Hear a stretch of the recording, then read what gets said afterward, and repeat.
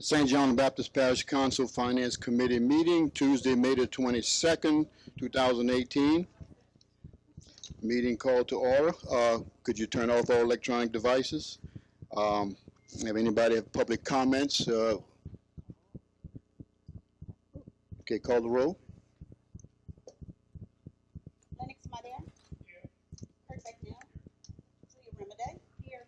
Larry Snyder. Here. Harris Rockroot. Here. Michael Wright. Marvin Paraloo. Here. Thomas Malik. Here. And Jacqueline Woodward. We do have a quorum.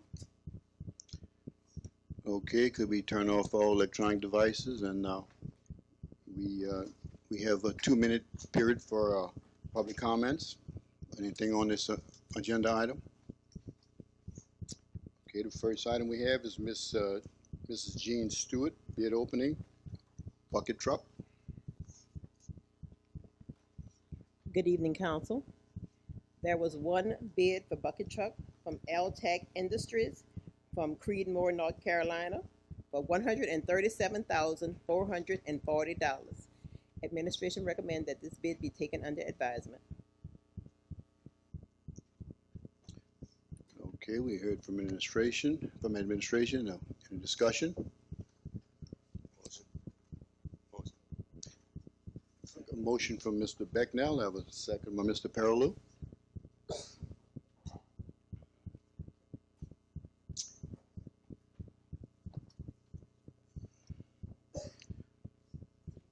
Okay, we have any discussion?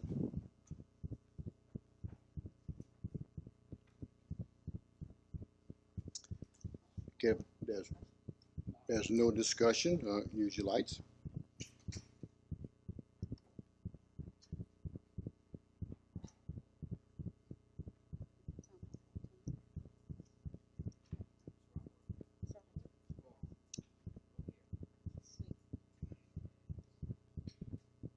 Motion passes with one absent. Okay, the next.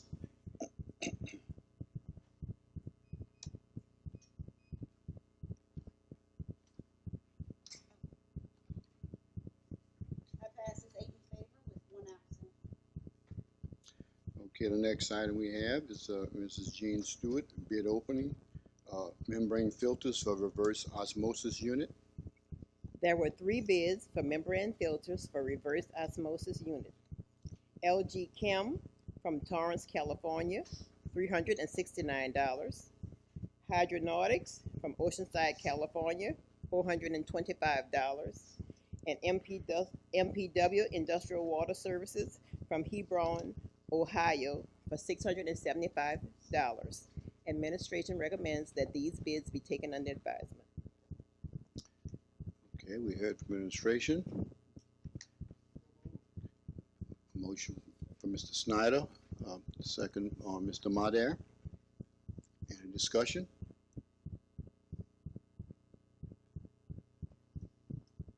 Okay, there's no discussion on this item. Can you use your lights? Thank you. Okay, the next item we have is Mrs. Natalie Rowbottom.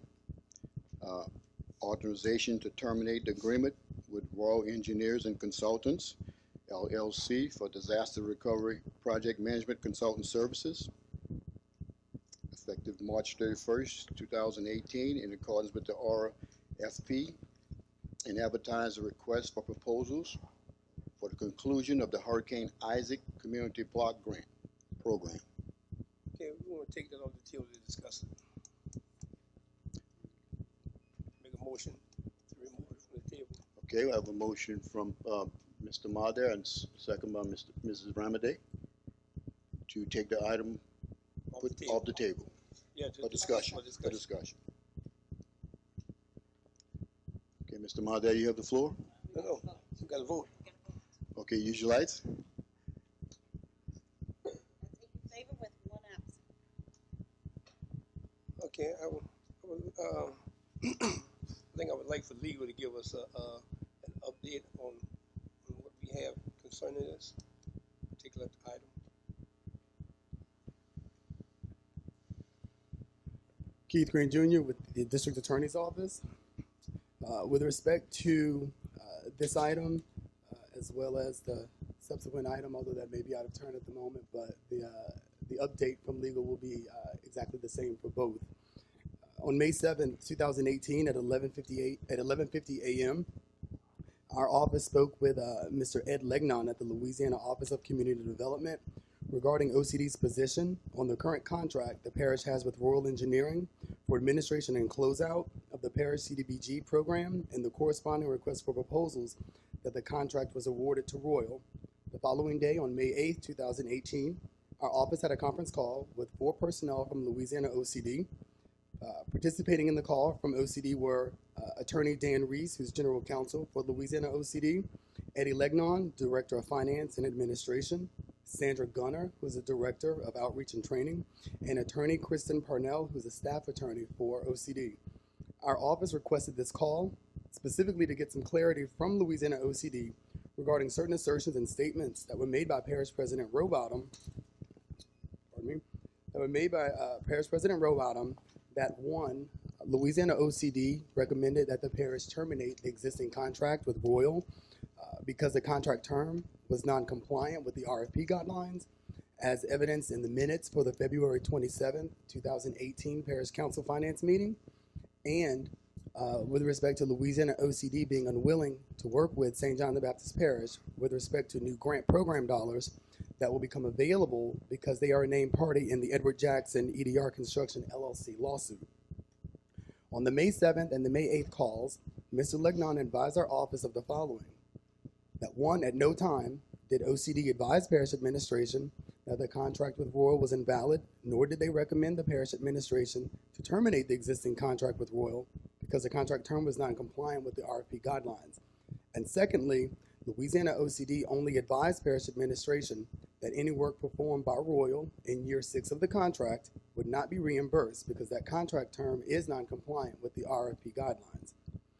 Now, with that, Ms. Gunner stated that as the recipient of federal grant funds, Louisiana OCD is required to work with any subrecipients who would qualify for receipt of those program funds. Further, she could not understand why Parish President Rowbottom would make a statement that OCD is unwilling to work with St. John the Baptist Parish regarding new grant program dollars that would become available. Finally, Attorney Deese advised that based on conversations with Parish President Rowbottom, it was evident that she had been in communication with an attorney and or receiving legal advice since this particular issue had arisen.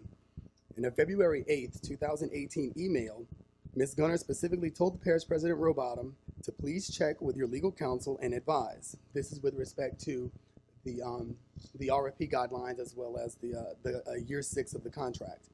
While Attorney Deese said that he could not provide a name of an attorney from whom Parish President Rowbottom would have been receiving legal advice, Ms. Rowbottom never contacted our office for an advice or an opinion regarding this matter. Therefore, the current contract with Royal Engineering is a valid contract wherein Royal has obligated itself to properly close out the parish's individual projects in year 6, which is April 1st, 2018 through March 31st, 2019. Specifically, Royal is obligated to prepare and submit a final wage report and the project closeout package, which includes financial reports, the clearing of any liens, and finalizing any outstanding payment requests. All reimbursements for expenditures related to the Hurricane Isaac CDBG program must be finalized, closed out, and submitted to OCD DRU prior to September 30th of September 19. In a February 8th, 2018 email to Grant Administrator Myra Valentine, Parish President Rowbottom acknowledged that administration was, quote, aware of the RFP guidelines, but needed to make sure that Royal would properly close out the program, which doesn't end until 2019, end quote. On February 9th, 2018, in a memorandum to Sandra Gunner with OCD, Ms. Valentine rationalized the decision of parish administration to include the year 6 closeout as an obligation Royal owes to the parish, even though this term was known by the parish administration to be non-compliant with those RFP guidelines. Specifically, Ms. Valentine articulated the following 3 reasons for inclusion of that year 6 closeout obligation. First, in her memorandum, she said, the parish felt that Royal's budget for year 6 was reasonable and did not go over the overall budgeted amount for their services. Second, that it is a better use of remaining funds to extend Royal's contract instead of stopping the program, soliciting for a new program manager, and scoring and making a final award determination.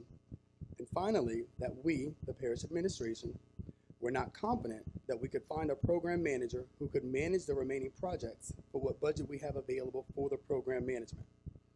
Now, whether Louisiana OCD reimburses the parish for services performed by Royal in year 6 is not relevant to, and it has no bearing on the validity of the contract or the obligation Royal has to the parish in performing the closeout services in this year 6. The total contract pricing schedule for year 6 is set at $65,100 to close out the relevant grant programs. In light of the information received from Louisiana OCD personnel and administration stated reasons for including the year 6 closeout obligations, our office strongly advises the parish council not to terminate the existing contract with Royal and not to authorize advertisement for requests for proposals for grant management services and for conclusion of the FEMA and hazard mitigation grant programs. In addition, we strongly urge this council to question Ms. Rowbottom with respect to the assertions and the statements that she's made, whether they were misrepresentations or mendacities. But there seems to be a clear-cut breakdown in communication, whereas on one hand, we were being told that OCD recommended this termination, then OCD says that they weren't. Then on another hand, we have a situation where we're being told OCD will not work with St. John Baptist Parish with respect to these new grant program funds that are going to be coming down and that will be made available, when in essence OCD has denied ever making such assertion. Thank you. I have one question for you. Yes, sir. Okay, the contract that we have with Royal is for 6 years. Yes, it is. Okay, Royal sent us a statement several weeks ago saying that they was going to discontinue their services after a certain date. Okay, so they don't have a leg to stand on with that. They have a contract with us until 2019. That is correct. If I'm not mistaken, the reasons for Royal sending that communication was for non-payment. I'm unaware that any payment requests have been made by Royal that have gone unpaid.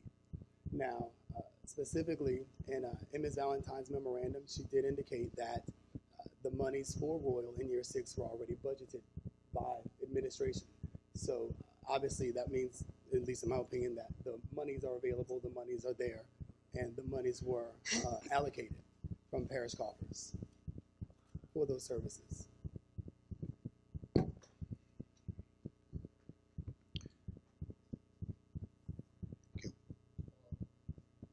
Mr. Snyder?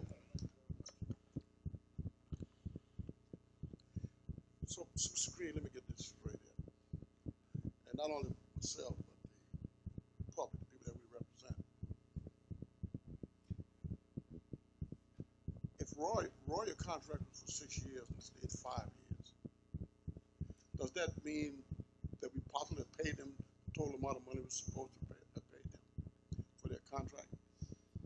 I'm not sure, Mr. Snyder, without looking at, the budget or looking at the invoices that were submitted or the allocations that were made. Okay. That would definitely be a question for Parish President Rowbottom. Okay. All right. So suppose we decide that we want to take $64,000 out of our pocket and pay Roy. Can we do that? Is that legal and everything else will be legal? Yes, sir. As far as the 6 year of their contract? Yes, sir. And I'd like the administration to answer the next question.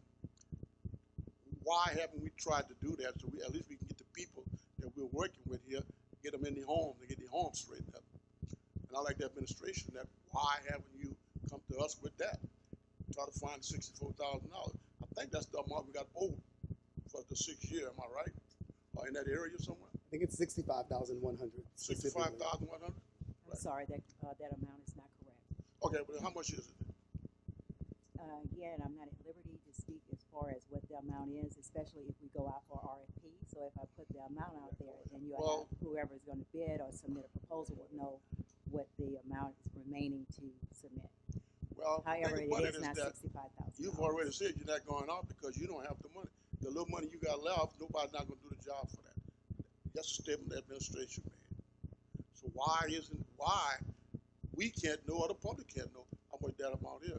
Because again, we're not guaranteed or not sure if we are not able to go out for an RFP. Again, I think the information that Mr. Green shared with you is somewhat not all Well, I was just correct. asked one question I asked there. You say, and you say that you didn't do that because you're not sure what the Well, amount I would is. be more than glad to tell you offline what the amount is, but I will not share that amount in the public. Would OCD have that amount? Yes, Mr. Green. If I may, sir, the figure that I calculated was a figure that was actually listed in the contract for that year 6 closeout. And how much And we so paid that's where that number derived from. Again, Okay. that amount that Mr. Green just shared with you is not correct. Okay. All And right. again, I'll be more than glad to share that amount with the council offline. Okay. Offline. I'll correct tell you what. amount. Why don't you just send that to all of us? Sure, I'd be more than glad to do that. It's all the council. And also, if you would, a couple of things that Mr. Green stated, the fact, one, in reference to oil not being paid. I'm not finished. I'm not Okay. finished with it. And so as far as the people's not getting their homes repaired or work not being finished, I understand all that have stopped. Am I right, the administration? This question leading up to the next one. Yes, sir, that is correct. That has stopped. Now, but you did say something about, I think what you just read, that's still going on. So what is what you call that again? You tear a house down? Demolition? Demolition. Why That is is that part continuing. of it going down? That was part of the contract too. So why is that still going on?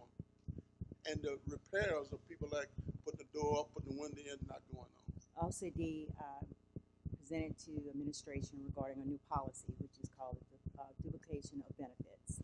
And so they have stopped all work because of the fact that they wanted to make sure that there was no double dipping, I guess you will, and with SBA, FEMA, or what other dollars that they may have received, insurance proceeds.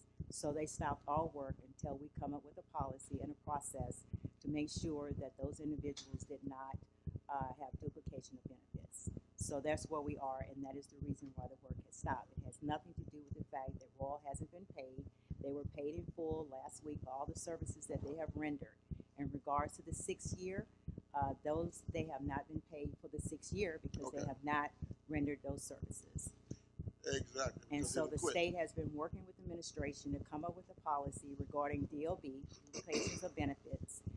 We were on a call with OCD earlier, late last week, to come up with a policy, and we're waiting on OCD to approve that new procedure. Once we go through that procedure and OCD approves it, then we will begin that process, and if to their satisfaction, then we'll begin work. So OCD is the hold up right now. Yes, sir, that is correct. And that's why the people are not getting their home because That OCD. is correct, sir. Not the fact that we didn't approve this request here. That is correct, absolutely. All right, thank you. Mr. Mardell? Yes, okay. You say to come up with a policy. Okay, we already in year, number 5 already? Right? 6. 6? No, we ain't not in 6 yet. All right. Okay, 5. we in 5. Okay, and so we have to come up with a policy for something that's been going on for 5 years? That is correct, sir. And we said the same thing. We Well- asked the same question to OCD, but again, when we went through the audit, and the audit again, I know that the attorney mentioned about the audit in his lawsuit. Of course, the audit is no different than us being audited. When they have findings, there are certain things that we have to correct. And with that, in our 5th year, that is correct, Councilman, they now want us to revise our policy regarding the DOB, and that's what we're in the process of doing Well, at this time. So that's based on the audit that they had, right? Yes, sir. Okay, And that is the only thing that we have outstanding. have at they this been time. doing an audit every year since this thing started? I believe they do an audit every 3 years. Okay, every 3 years, because we seen one for 2016. That is Where correct. they had some information, some things that they questioned that was going on. And it says an annual audit. Annual mean every year. When it depends, OCD is Okay. constantly looking at our policy, but that was an audit through HUD, Housing Okay. and Urban Development. Now, the thing that get me is when this program first started, okay, all the problem thing that we have now, Ron was supposed to be the leader. He was supposed to be smooth. He was supposed to have all the experience. Okay, if I hire somebody to do this type of job for me, then we run into all kind of problems from year 1 up until year 5. And then now we're trying to get rid of them and then ask somebody else to come in and finish us. And I don't think that could work. And I think Mr. Snyder last time made a suggestion about just extending raw contract for the extra year. And basically what we're saying is pay them that 6 year. Okay, and these other people wouldn't have anything to do with it. It stopped at 5 years for them. But it don't stop us from adding another year to a contract. Well, again, according to. No, I'm just saying it don't stop them for us adding another year to a contract. If they say their program stop at 5 years, okay, stop at 5. But we can do what we want after that 6 year. We give them a contract. When we stop at 5, what they recommend, we stop at 5, and then we can tell Roy, well, we're going to hire you for a 6 year to finish it up. And we will not get reimbursed from. Well, OCD. we know that. All right, but seem as though we ran out of money anyway. Okay, so let me finish. Okay, because we had about 25 people in here that was promised certain things, and 25 people said they wasn't going to get their house raised. They're only going to get some repairs. Okay, and I think we fell about $2 or $3 million short of doing everything that they were supposed to do. Okay, and I blame that strictly on Raw, because they knew how much money they had, they knew how many people they had to work with.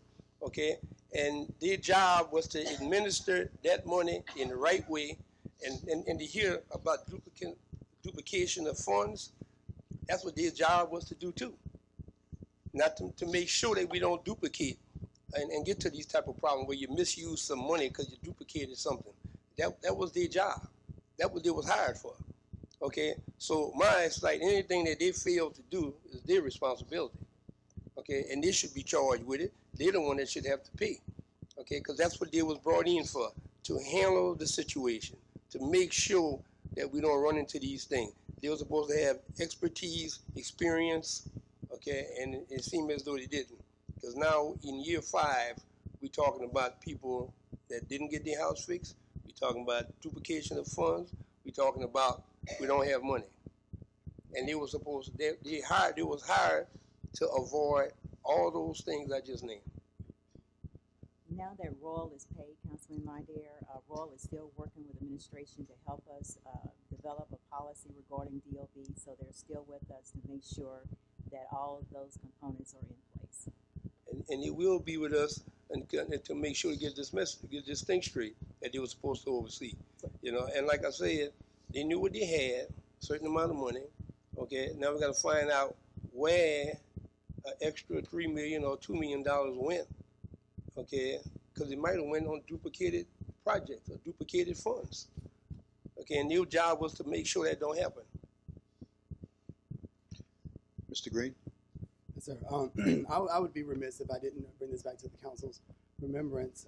Back in March of this year, Royals did send a communication to the parish indicating that they were suspending their services for non-payment. And so I would submit to the council to maybe inquire as to whether Royal is actually still working or are they not, if OCD is a holdup with respect to this duplication of benefits policy, or if it isn't. I can only speak for our office. We've not received any communication from administration where Royal has rescinded that communication, suspending their services. So I'm not sure if that has happened. I'm not sure if any of you council members have received anything from administration evidencing that.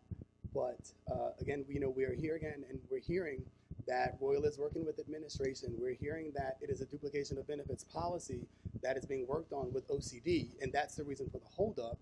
When I think I would feel safe in saying that the consensus, at least amongst the 9 of us, was that Royal suspended its services for non-payment. That was the last communication, at least that our office had received from administration with respect to this particular issue. So I would submit that as an inquiry to the council members, so that way you all can have a full understanding of exactly what it is you're dealing with, and when you know what it is you're dealing with, you'll be able to figure out the best way to actually remedy it, or the best approach.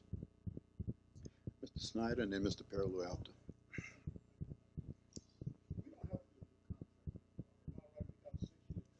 That is correct.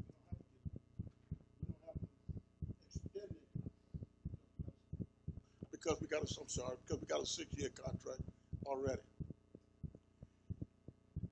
Is it in the realm of our responsibilities to these people of the parish to, I don't like something smell here. Because like you just mentioned, the fact that Royal is still in here working, but we got a letter saying our service will no longer be in that parish. That's the last thing we ever got from them. Now, I wonder if they're trying to work this last year off for this $6,000, about this $60,000. I always think this way about people. I'm serious because I'm kind of curious when it comes down to things like this. And why are they in here? Are we paying them? Because this is a question I'm gonna ask. This is a question I like. Are we paying Royal administration? No, we're not. Okay. We They have ain't on the paid- good on We this? have paid for their services that they all right. have rendered. They're not being paid. And in reference to the letter that Mr. Green is stated, again, that letter was based upon non-payment. And so with the services that they rendered, they wanted to get paid. So they have been paid for the services that they have rendered. In reference to OCD and in reference to the DOB, they felt obligated to assist the parish regarding this They particular felt new process. Yeah, This is a okay. new process for OCD, so Well, tell they me are this. assisting administration on this issue. What you're saying that the services that they got paid for, that's what they're still doing. What about these people who call house just got stopped? I mean, they was working on that already. I mean, Again, that's, Councilman Snyder, I'm sure it's very difficult for you to understand, and it is Right. very frustrating. However, this is not Royal. This is the Office of Community Development that came up with this new process that we have to correct, and that is what we're doing. And I know that it may seem unrealistic or something fishy, as you stated, but that is the fact. I don't. It just smelled bad. That's all. Mhm. It was fish. Okay. I don't know. I got so many questions. Mr. Green? Somebody else. Well, based on Jesus what Christ. based on what Ms. Toombs has just acknowledged that Royal has been paid, I can just speak from as your legal advisors. Our records will remain incomplete until we receive a written communication from Royal rescinding that original communication they sent, where they are suspending their services for non-payment. We've not gotten any proof of payments to Royal. We've not gotten any acknowledgement from Royal that that they have been paid, nor have we received any communication from them that they have rescinded that suspension of services. And the reason that's important for us is because that suspension of services was directly related to a clause in their contract. So they effectuated a clause in the contract which allowed them to suspend their services for non-payment. So now that, as we all just heard, payment has been made and they are back working, I think it would be prudent for this council and our office, at least, to receive communication from Royal rescinding that original suspension of services. Because as, again, we all sitting here, we were under the impression that they were still under that suspension of services for non-payment. So I think some sort of communication from them would be more than prudent and make sure that the record is clear, to make sure that our records are clear, just in case we have to do anything else. At least we'll know that that part of this Royal situation has been rectified. And if I may, my recommendation would be to the council as well as if you have a number of questions, as I overheard Councilman Snyder state, that you have a conversation with the parish president and myself, Ms. Valentine, to get the clarity that you need regarding duplication of benefits, the policy, any other questions that you may have, because of course we want all of you all to be on the same page and get a clear understanding of this program. And because this program does involve public funds and public trust and public works, if you will, citizens' homes being repaired, our office would highly recommend and strongly advise this council to have those discussions in the public forum. So that way the citizens of St. John the Baptist Parish can be informed and they can actually know exactly what is going on, especially the people who are still without their homes being fully repaired. Okay, we need to motion. Can I get a motion for recess? Motion by Mr. Wright, second by Mr. Pearl. Use your lights. That passes 8 in favor, 1 absent.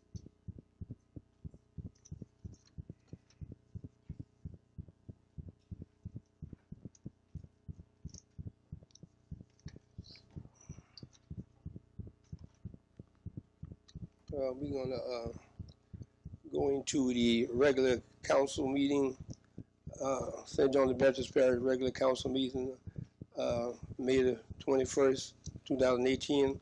I don't have to worry about telling you to silence the electronic device. Mr. Srapper already did that. Madam Secretary, would you call the roll? Parish Rockero. Here. Kurt Beckner. Here. Judy Remedy. Here. Larry Snyder. Lenny Snyder. Here. Michael Wright. Here. Marvin Parallel. Here. Thomas Malley. Here. Jacqueline Hosbar. We do have a quorum. We do have a quorum. I would entertain a motion for a recess so we can go back into finance meeting. Motion by Mr. Wright, second by Ms. Remedy. Use your lights, please. That passes 8 in favor with 1 absent. That passes 8 in favor and 1 absent.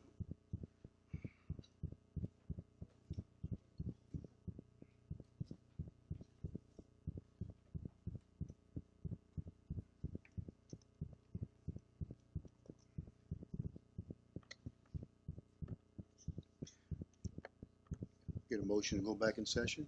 Motion, Mr. Madair, second by Mr. Becknell. Use your lights. That passes 8 in favor with 1 absent.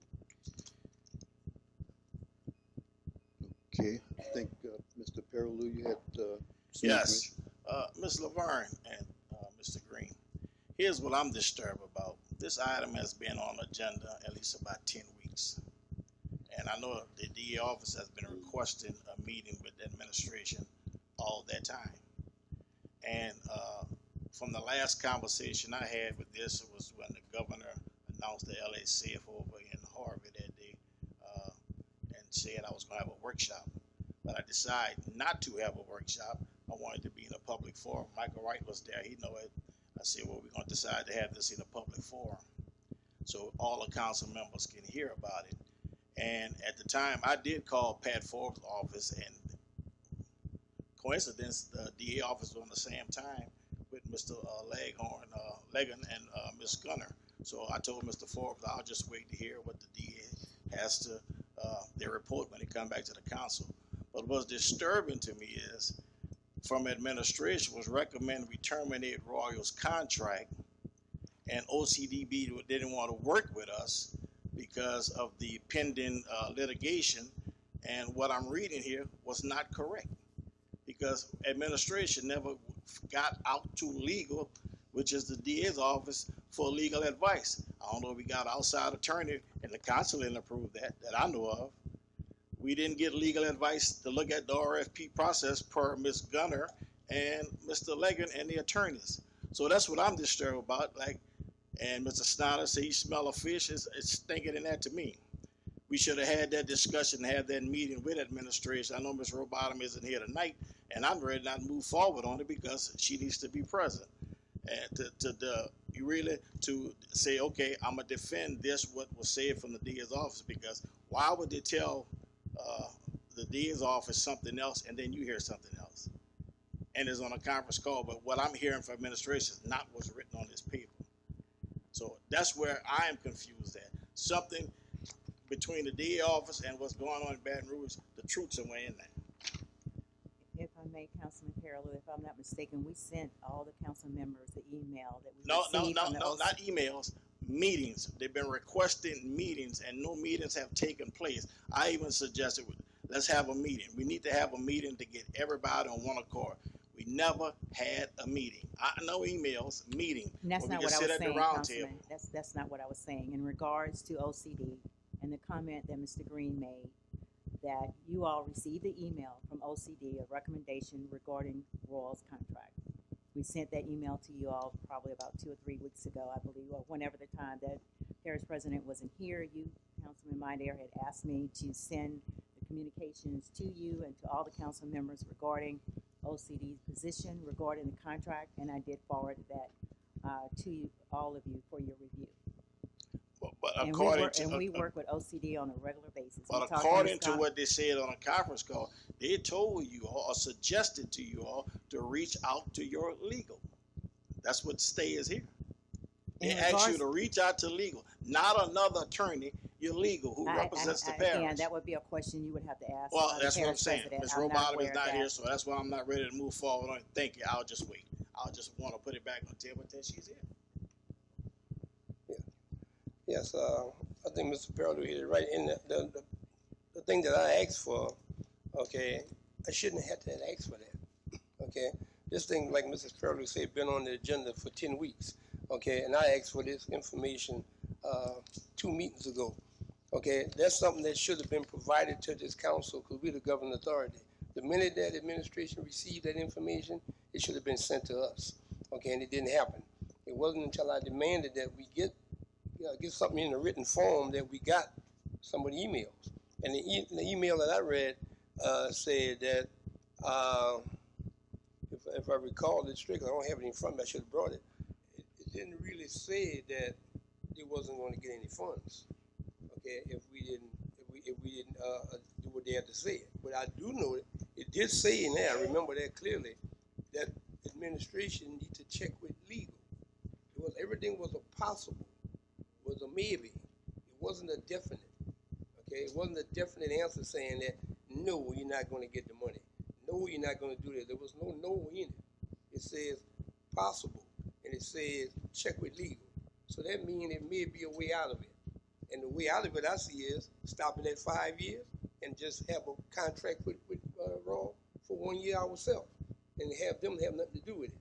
Okay, everything was possibles and maybes, and it said check with legal. Now, if someone tell you to check with legal and you don't, then you done made a mistake already. Okay, and like I said, that letter should have been given to us 10 weeks ago or 12 weeks ago, whenever y'all received it, because we are the governing body, and anything that's important that we have to vote on or we have to make a decision on, we should have it first. As soon as you get it, then we should get it and not have to ask for it. Okay, and it took, like I said, 8 weeks, and then I asked for it, and then we got it. And that's not how it should work.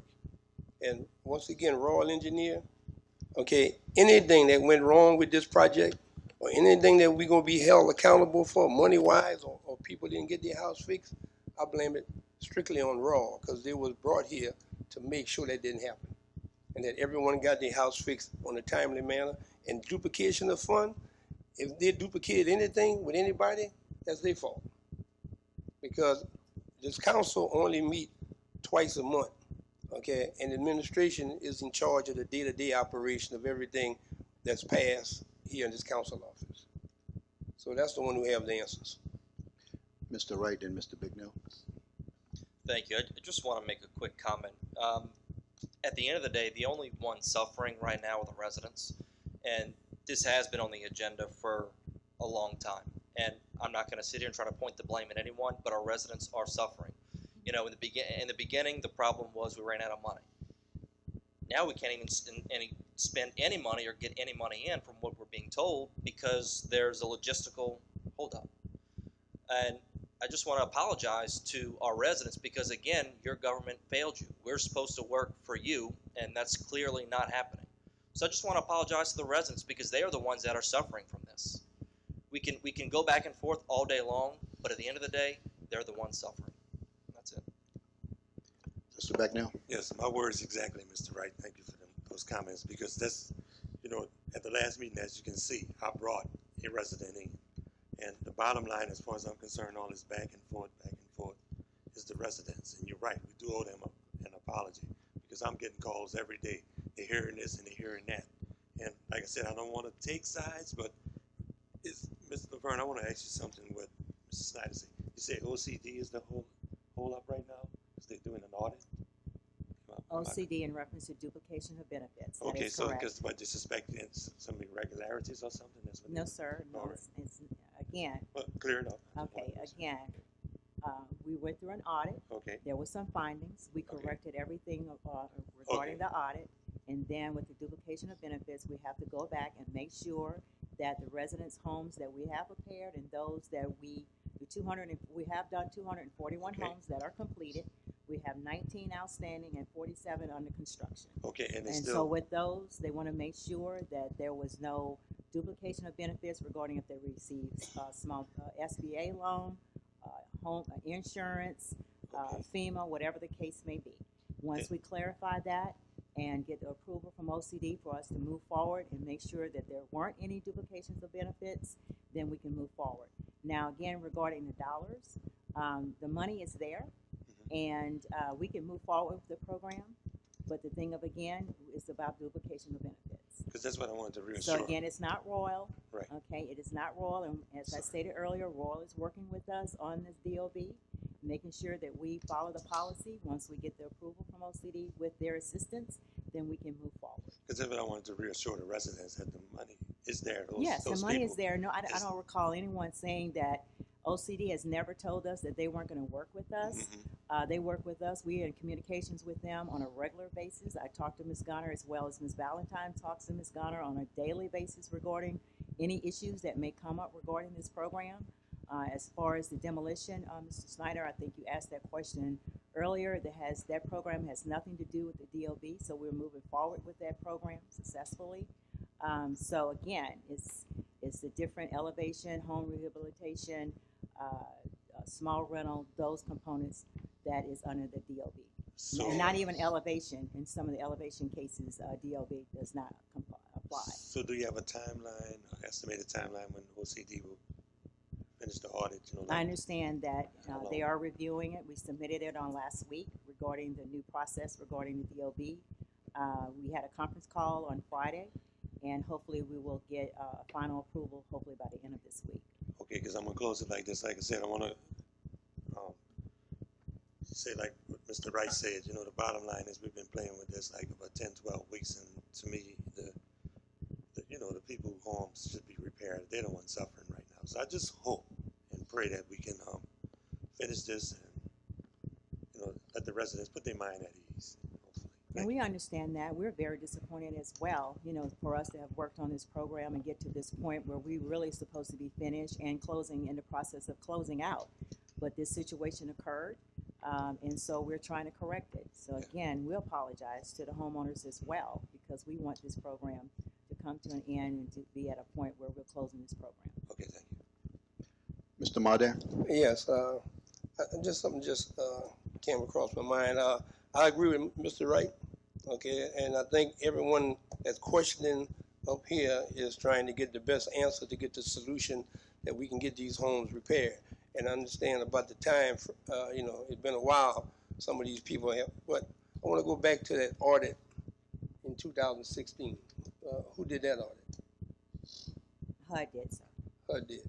Okay. HUD/OCD. Right, and that copy was provided to administration, but it wasn't provided to us as council members. Okay. We didn't get it. Okay, that's another example of what I mean. Any audit that the parish receives concerning any project that's going on, we should get a copy of this. Now, we just came across this audit, I would say, a couple of months ago. And in that audit, if I remember, we'll have to go back and read it, it did mention about a policy and a possibility of duplication of funds. So if we had an audit from HUD in 2016 mentioning those same problem, we should have took action then. And we did, Councilman. Okay, well, if we took action, how are we back again about the same possible The problem? action that we took, Councilman, and again, I mean, we can go. No. I'm just saying. Actions were taken. I'm just saying if it was duplication of fund, possible duplication of fund in the audit in 2016 that the administration was aware of, okay, that's a heads up to look out down the line. Again, But now we have OCD saying there's a possibility what do they say we need? we're revising the process. Okay. I mean, how Again, many ways, Councilman how many Meyer, ways this- can I just want to know how many ways can we revive a process? Councilman, I know that this is very difficult. It's a process. It's a learning process. Working with OCD, it has been a number of changes. Matter of fact, we have changed our policies in different programs 5 times because HUD comes up with something different. So again, I know that it's very difficult for all of you to understand why is this taking so long. But again, regarding the audit, when we had those findings, we took care of those findings. OCD wrote a letter stating to HUD that those findings had been taken care of. And again, something else came up. Obviously, it wasn't to their satisfaction. We did not find out till a year later. Okay, we did not find out this, Councilman Minor, till a year later from HUD that there was still some discrepancies regarding the process with DLB. So again, it wasn't because we were lacking or because of the fact that we didn't do what we were supposed to do. But again, we didn't find out this until later. I'm talking about OCD/HUD. Administration, if you're speaking of we as administration did not find out about this until a year later.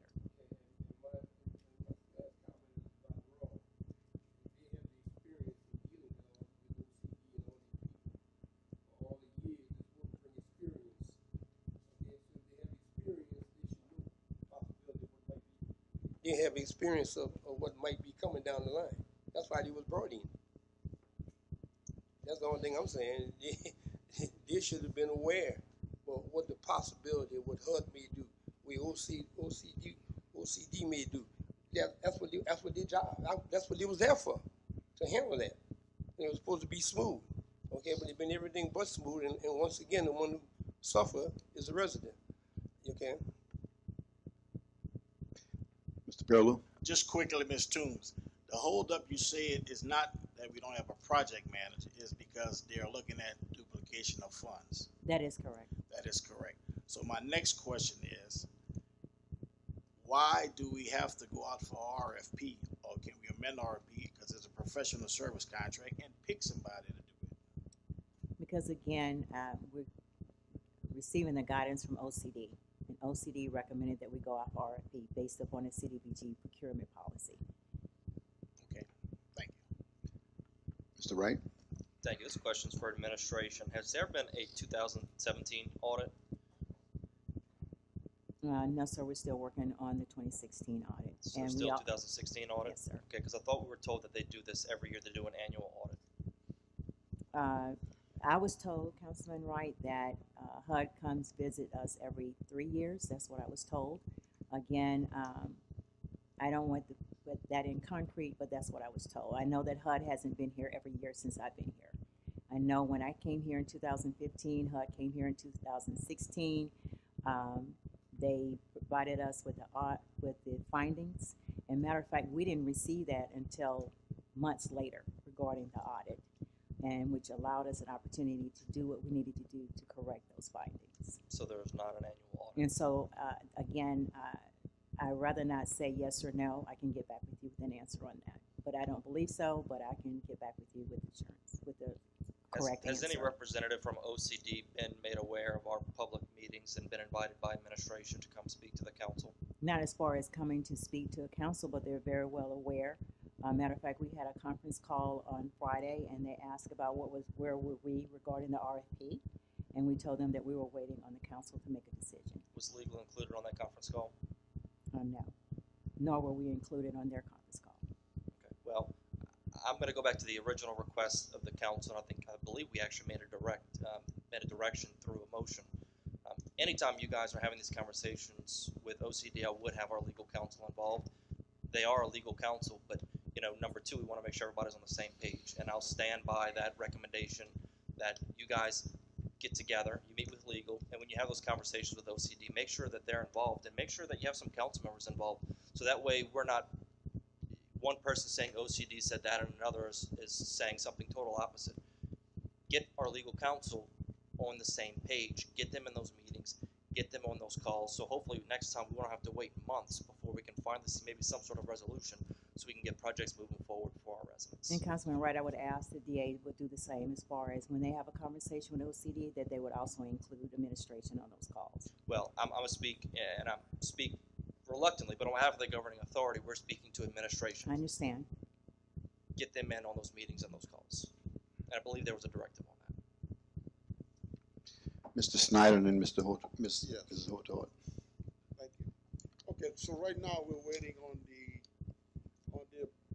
process. I understand from OCD and the parish. We need to come up with a process. Then we'll go into looking at duplication of benefits. That is correct. Am I right there? That is correct. Okay. So we're waiting on that. Tell me this Is HUD in agreement with all of this? Like for instance, I think I was reading somewhere where HUD got gave us OCD approved $1 million and something.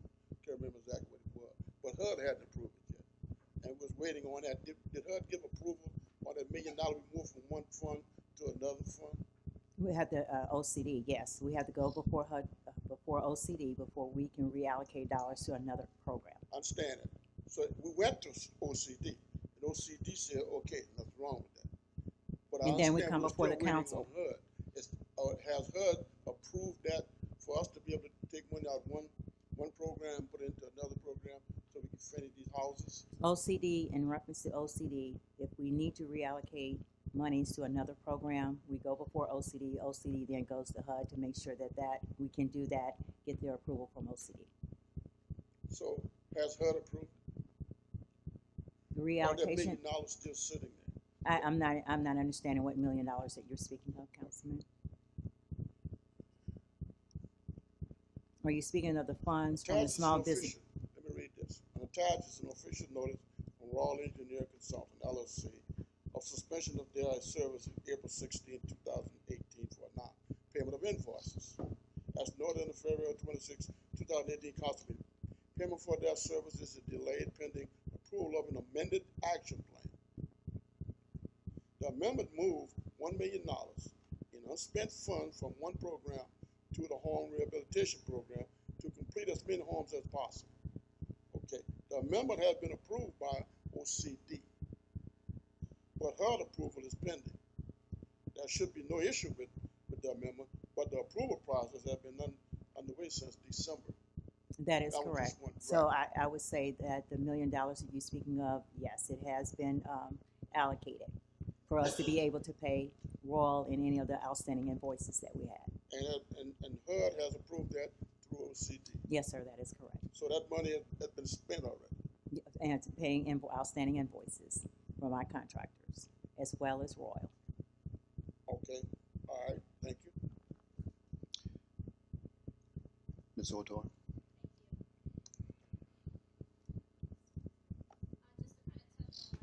Sorry, just to touch on a little bit what Councilman Wright said about the motion of the council to have the administration include legal in on the meetings.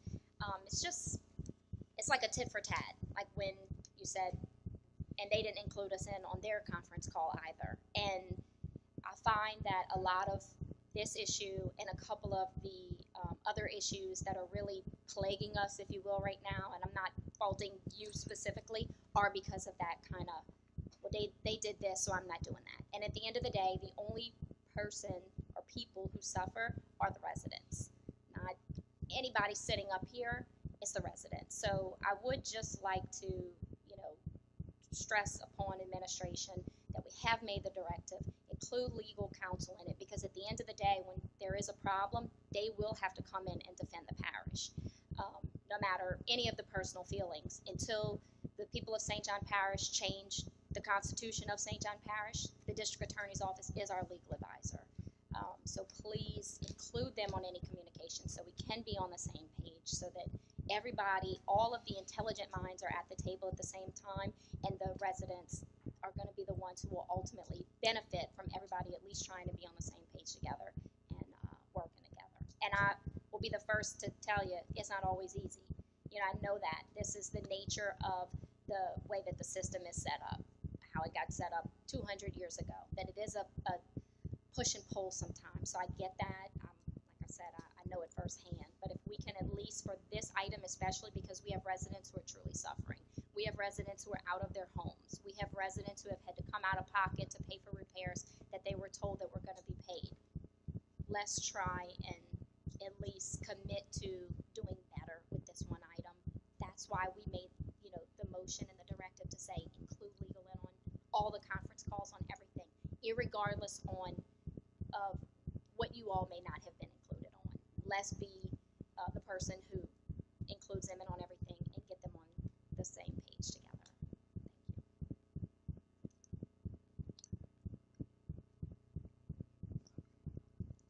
Mr. Wright?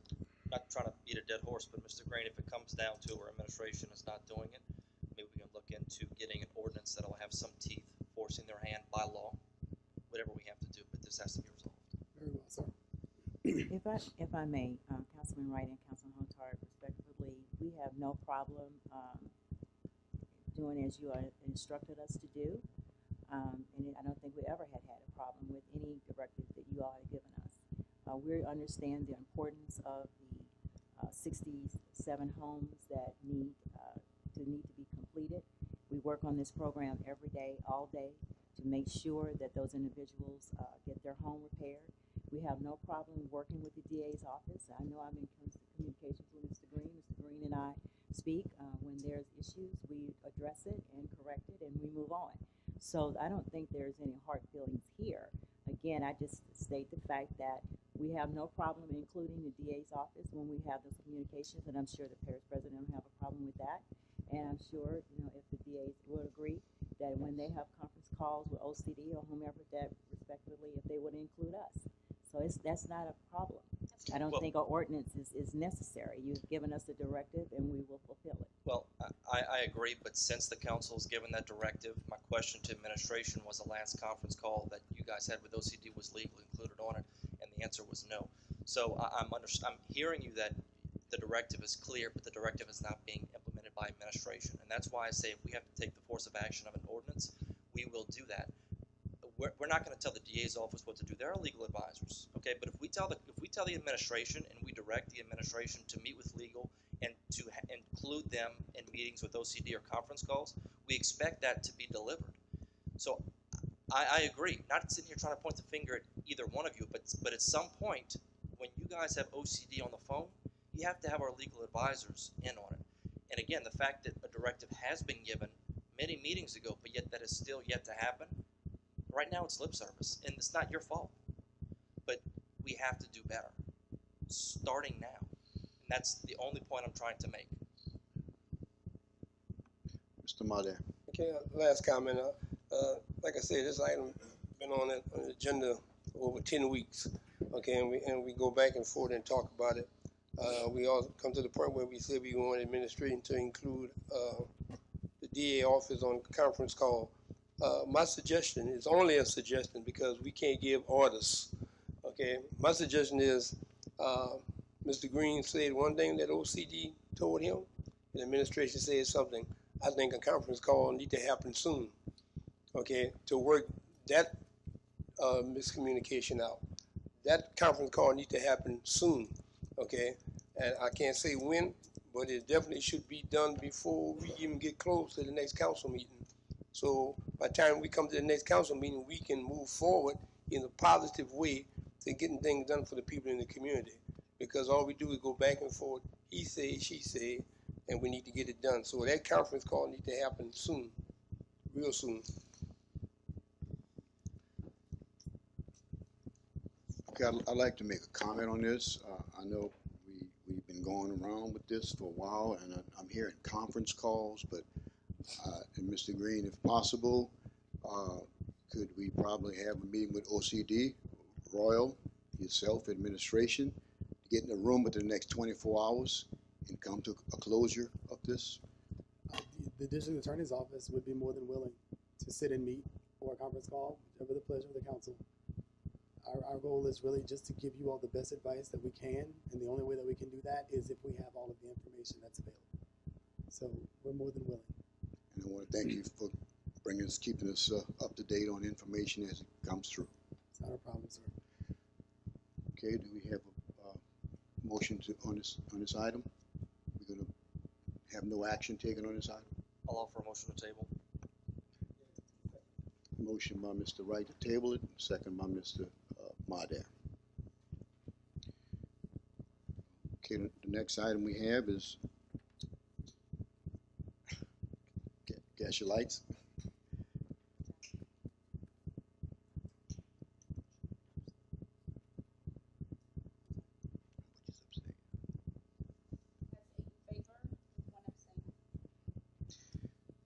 Okay, the next item we have Ms. Natalie Rowbottom. We're going to leave that item tabled.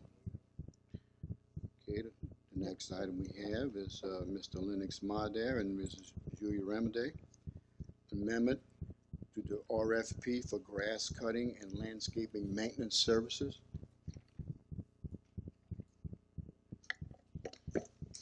Yes, thank you. I was trying to discuss with the administration, and we had a conversation the other day about grass cutting.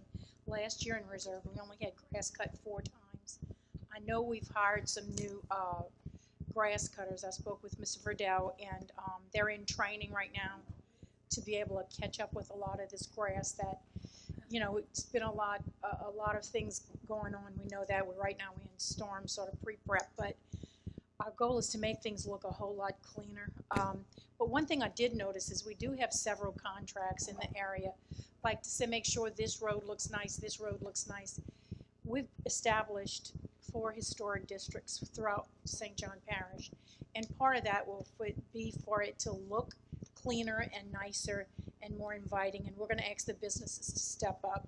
So we may want to consider in the future for those district areas that we have a contract, that they get a little bit more attention, because they would be the exact avenues through the parish, and a lot of people are spending a lot of money to make these areas look nicer. But as far as the parish catching up, as I said, Mr. Verdell said, he's got some new people, he's getting them trained. I know they started cutting, but I just felt like in the last 2 years that we were sort of left behind in my area for grass cutting. I know I spoke with Mr. Motter, he sort of felt the same way. Mr. Mader? Yes, and I think Mr. Verdell he does a great job. Okay, whenever I call him about anything concerning grass or anything, you know, he step up. Okay, and we spoke this week and in last week. Okay, and the problem was I think a guy quit or something. I know he was short. He had only one person at that time cutting grass, and in the process of training some more people. And we talked today about that, you know, and you know, the grass is is not waiting on him, you know, because he just got to try to catch up. Right now he's in the catch-up mode, you know, because the grass is ahead of him because he only had one person that was really cutting. Now, as far as the contractors that's cutting, okay, they shouldn't be behind because they're contractors, okay, and they don't have anything to do with Mr. Verdell crew, you know, and they shouldn't be behind. And I think what Ms. Remedy was trying to get was a contractor to cut some areas of reserve, you know, around, because I mentioned class at one time. What do you call it? An airline? What do you call it, Mr. Wright? The overlay district. Okay, when they talked about that, certain things they can't have along the overlay district in the class.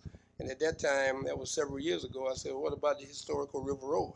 Okay, we just let the River Road go to pots. You know, you can put anything on the River Road, you know, but it was supposed to be historical River Road, and we have this program with Ms. Alice Carter, you know, identifying some of these historic buildings and shops along the River Road. So we should look to make sure that the River Road look as good as Airline Highway, you know, because we're the historical River Road.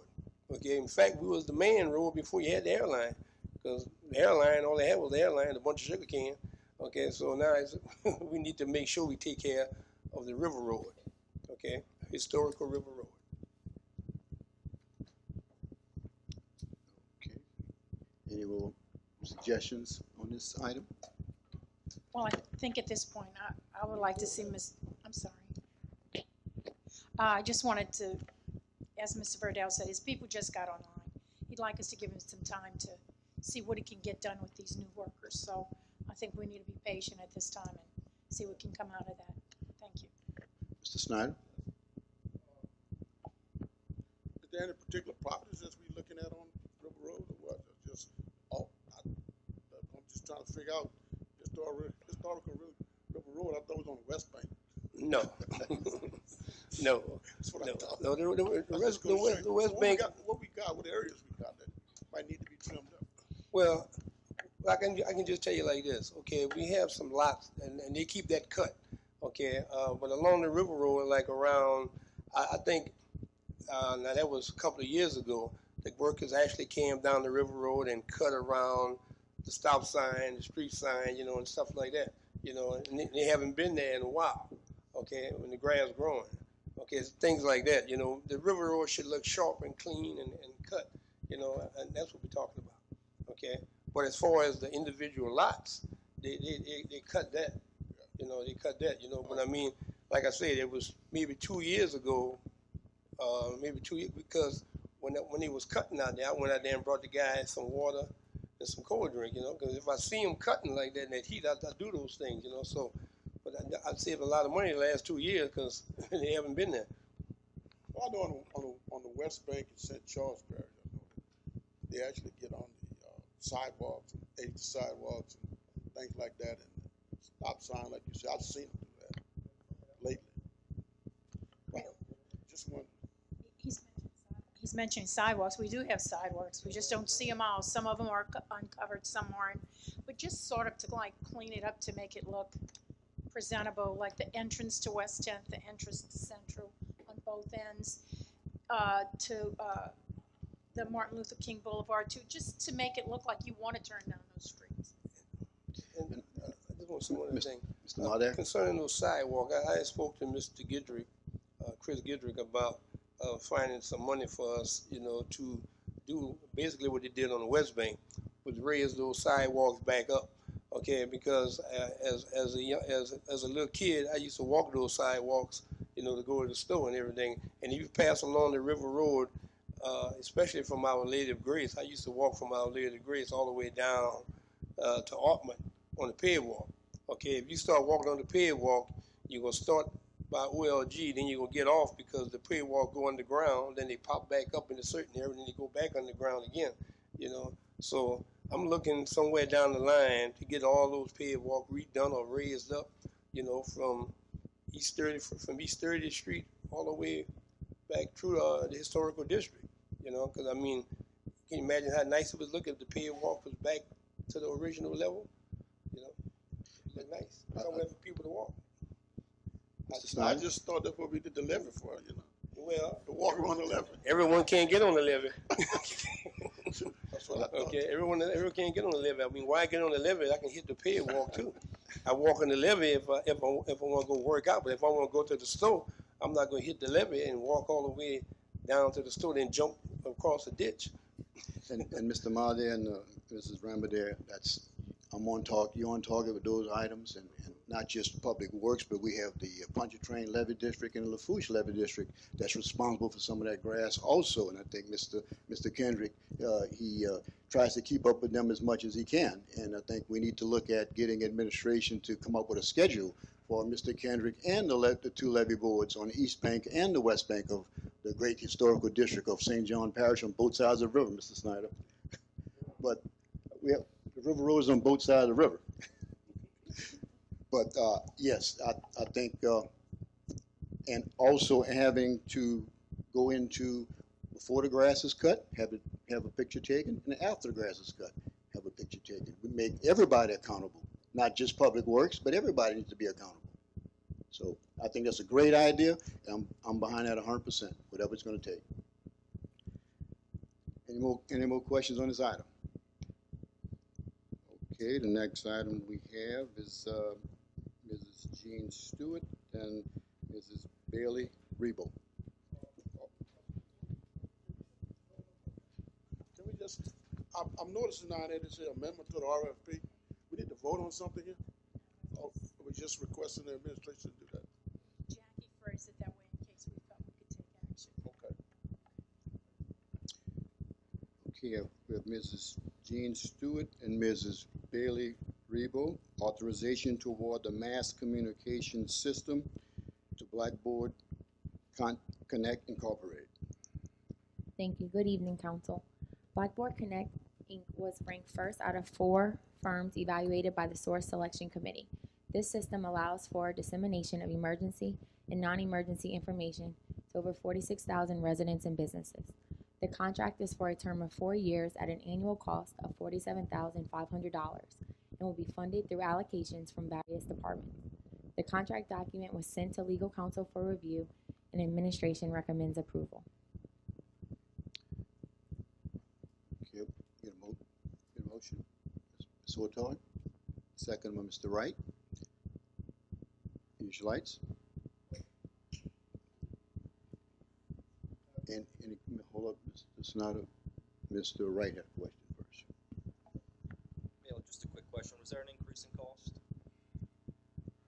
I believe so. I'm not exactly sure. I do know that there might have been a minimal increase in cost. I do know that since we've renewed it, we actually were assigned a person instead of a call agency to do free trainings at our building. It was upgraded to allow responses. So instead of just calling people, they can actually text a response back, which might be helpful during a time of crisis, such as Isaac or something like that.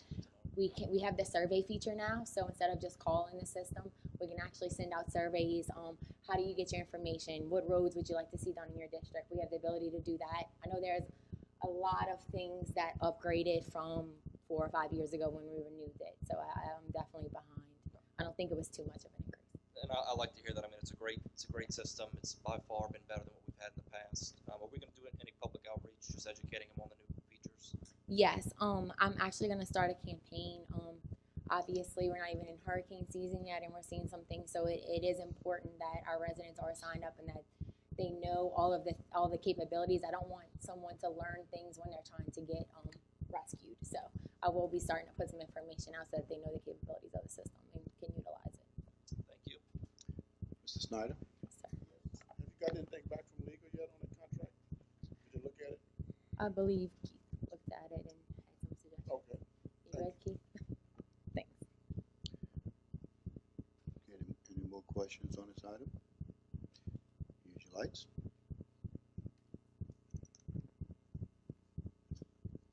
Passes unanimously. Thank you. Okay, the next item we have is Mrs. Jean Stewart and Mr. Chuck Savoy. Authorization to terminate the concrete contract with MCR Construction LLC and rebid for the 2018 removal and replacement of concrete sidewalks, driveways, and street sections. MCR Construction LLC is unable to fulfill their contractual obligations for the 2018 concrete contract. Therefore, administration requests termination of the contract and to be re-advertised.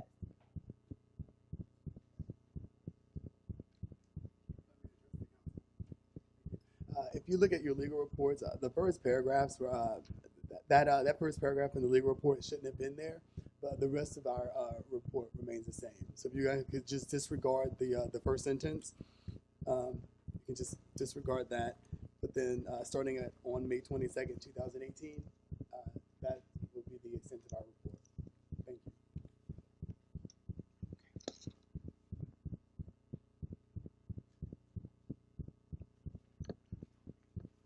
If I Ms. Hotar. It's okay. Keith, let me ask you this. Would what Ms. Stewart just stated as the reasons, like in the legal report, it states that the administration will have to, present to us the offer a recommendation, explain the reasons. Is what she stated enough of the reasons to move forward and cancel the contract? That is enough. And let me just preface with this. We hadn't actually reviewed that RFP, but I know that pretty much standard RFP language allows the governing authority to kind of maneuver within. So if the contract was canceled, you guys can let it back out for RFP, or you can go to the number 2 person. I'm not sure if any work had already been started. Because of the Louisiana bid law, you cannot go to number 2 because you've already entered into a contract. If we hadn't given MCR the contract, then we could go to number 2. But since we've already gone to number 2, we have to cancel this contract first and then rebid. Well, we were under the impression this was an RFP and not an actual bid. It was a bid. It was a bid. Okay, right, and I noticed that when we read it today, Mm-hmm. but the bid language specifically said, and I think I quoted it in here for you guys, but it specifically said that you guys reserve the right to accept or reject any of the bids or all of the bids or any of the irregularities or informalities. Now, if you guys want, we can look at the bid law to see what the canceling of the contract will do. We just know that in the beginning there was the contract hadn't been executed because they wanted to put it into another company's name. So that was the issue with that. But like I said, we didn't have much time to actually research the bid law specifically to see what maneuvers they should use. That's why we just used the bid document language that was placed in there. And if I may, also we received a correspondence from MCR Construction stating the fact that they're requesting to cancel the contract. And the reason for requesting the cancellation, it does not have the resources to self-perform the work. And we just received that, I believe, today, and also shared that information with the DA's office. Thank you. I appreciate that, Ms. Stewart. One thing I would like to just kind of bring up to administration, once you enter into that bid, that company had a bid bond in place. Right. And so if they are unable to perform for reasons that should have, been known to them, and it costs us or we suffer some type of economic loss, we want to, pursue that with them. In this case, it seems like we probably did not suffer any type of economic loss. But in the event, once you put that bid bond up, you simply can't just say, oh, well, no, I don't have the money to do this. It doesn't work that way. And then kind of in the future, I would just say to look at our documents when I read the language where these are old, ancient, so, but I'm just throwing this out there where it says that we reserve the right to accept or reject any and all bids. Not really when it's a bid. So just maybe look and see what other current bid language is out there and just make sure that we update Well, it. sometimes you can reject the bid because if sometimes Like if they all go over. authorization forms are not Mhm. correct, or we have certain reasons we can reject them. Right, but those are things that you can actually reject Right. the bid for, not just to say we reserve the right to accept or Right. reject any and all bids. We can't really just do it for that, arbitrarily. So just kind of clean that up. But thanks, for following this through. Okay, thank you. Mr. Snyder? Yes, this contract was already signed. Yes. And that's why, and I contacted the people with the bid law to verify before I came back to you with it. And they told me the same thing. I just have to cancel that contract and just rebid it. And he said that the league want to look into this. Something too. I thought I heard that somewhere. I might be mistaken. But I'm just wondering, the person that came in second, will they rebid? And is it fair to them? Do they have grounds to come back on us? I don't know. Let's see where we go from here.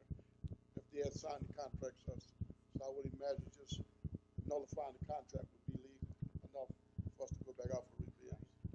Well, according to the state, regarding the public bid law, due to the fact that the contract had been executed, we cannot, the second lowest and responsible bidder cannot receive the award. So we were advised to rebid it. So again, whoever came in second, have the opportunity to rebid, to submit a bid. Okay. Any more questions on this item? Use your lights. Thank you. Passes unanimously.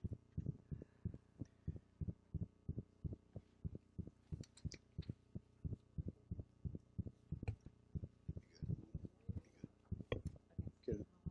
The next item we have is Mr. Verdell Kendrick and Mr. Chuck Savoy.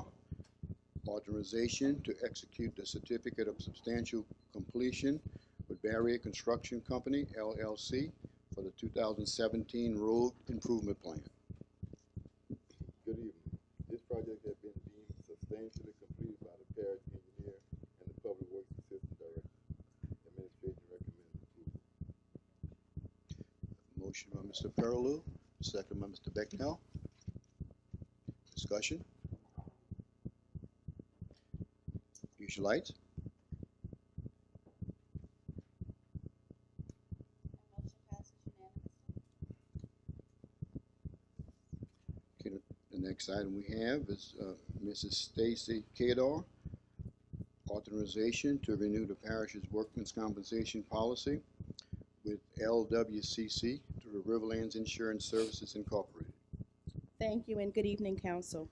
This renewal premium reflects a decrease of approximately 3.7% over the expiring premium of $663,266 as a result of our experience modifier calculation. The parish will receive this evening $148,831 and $313,603 in dividends from LWCC this year for the Office of Fire Services and parish departments respectively. The renewal premium of $638,780 will be funded through the general fund and various departments. Administration recommends approval. Motion from Mrs. Remedy. Second by Mr. Madare. Use your lights. That motion passes unanimously. Thank you. The next item we have is Mrs. Rhonda Lemons, authorization to enter into a cooperative endeavor agreement with the St. John Baptist Parish School Board. I'm gonna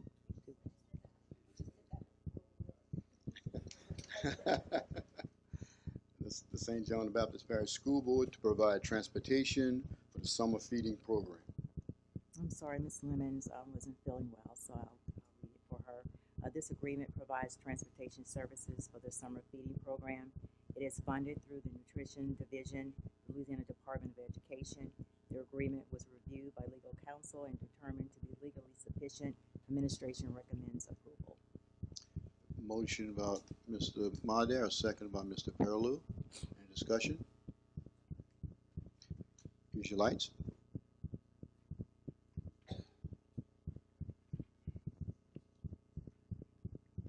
Lights. Use your lights. That motion passes unanimously. Not yet.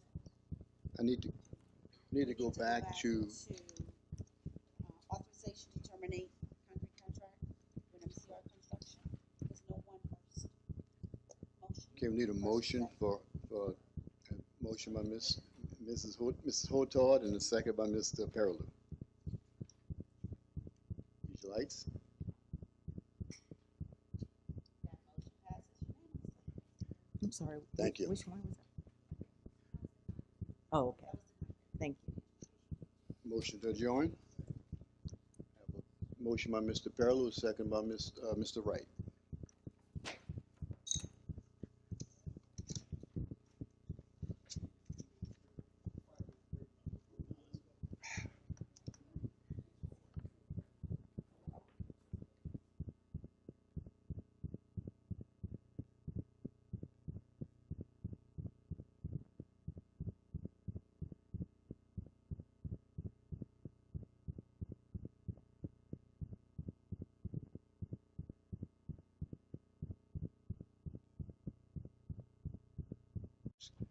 Council meeting, entertain a motion to go back into session. Motion by Mr. Perlew, second by Mr. Sarapro. Use your lights, please. That passed unanimously. No, it passed 8-1. Okay, okay, we have public comments on any agenda item for 2 minutes. Okay, we are right, okay. The pledge, I'm gonna get Mr. Sarapru, and for the prayer, I'm gonna get Ms. Hotan.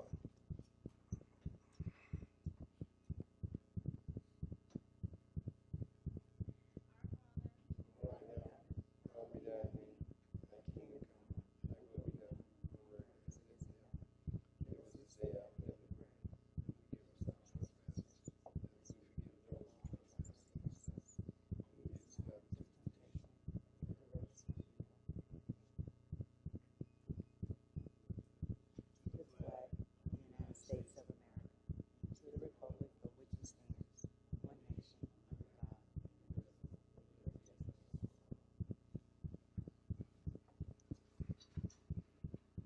Okay, public comments, 2 minutes on any agenda items. Any comments from the public?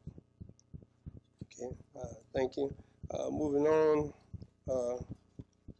we have introduction of new businesses.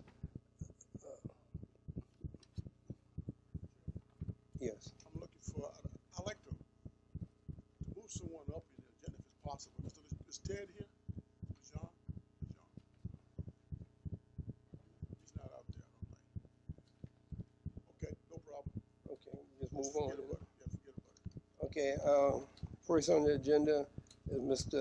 Larry Sarap, Mr. Larry, oh, that's Mr. Snyder, yeah, Mr. Larry Snyder, new business, community center, strengthening all individual needs and total support. Good, are they here? Are they here? Okay, and moving on again. Mr. Larry Sarapru, presentation, Andre Brock, LSU AG Center, Ag Center. Thank you. I appreciate y'all time. I'm not going to take a whole bunch of y'all time. I know y'all been here already for a little while. My name is Andre Brock. I'm the county agent in St. John Parish, LSU Ag Center, short for agricultural. Y'all are hopefully familiar with the LSU Ag Center. Okay, good. I haven't been here very long. I started work here in September. Prior to that, I was in West Feliciana Parish as a county agent, 4-H agent, and parish chair. Parish chair is just an administrative title we have at the parish level for within the LSU Ag Center. I'm now parish chair in St. John Baptist Parish. Took over from Cynthia Clifton, who I assume you'll also know. Cynthia was going to be here tonight, but something came up, and had hoped to introduce our other staff member too, who also started in September, Brittany Ivy, who's our 4-H agent. So just to give you all a little bit of highlights, you're probably at least passingly familiar with the 4-H program. Some highlights that Brittany has done. She's gotten involved with gotten the kids involved with the War Veterans Home over here in Reserve, and had a number of projects with them. She had a bicycle rodeo and decorated Christmas ornaments, made Valentine's cards. She's kind of adopted that with the kids, and done a lot of public service projects. Our kids are graduating right now, and we've got 4-H scholarships we've been giving out, and work a lot with the older kids, especially toward leadership positions. And horticulturally speaking, it's not nearly as visible or community oriented. Primarily what I do is answering people's questions when they have something about what they're farming, or more commonly, as St. John becomes more urban, backyard grass and gardens and things like that. Writing a little column for Loves of the Tour, and trying to get to know everybody over here, all the players within agriculture, and meeting a lot of the few farmers that we've got, and doing a lot of work with them, and getting to know everybody. So again, Andre Brock, LSU Ag Center. Just want to make myself available. We've got a financial agreement. We get financial support from the council, and we'd be more than happy to answer any questions about where your money is going. We appreciate y'all's support, and appreciate y'all taking the time to let me talk to y'all a little bit. Any questions? I got one. Mr. Snyder? In relation to Larry, Yes, sir. I should have I've been addressed knowing that Larry question. since before his campus. Let's see, if I had a beard on and a little bit less hair, you'd probably see Larry standing right here. Yes, sir. That was my dad. Yeah, that's good. Yes, sir. He was county agent St. John for about 25 years, and then finished his career in Ukraine. Yeah. I take it you knew. Yeah. Yes, sir. And you want to let us know where your office is, Mr. Brock? Oh, and my office is in Edgard, right behind the courthouse. Mr. Mallett? Been there for That's actually, I think that's what everybody needs to know is where your office is. Lots of complaints about all the invasive grasses and how do you kill Virginia buttonweed, etc. Oh, man.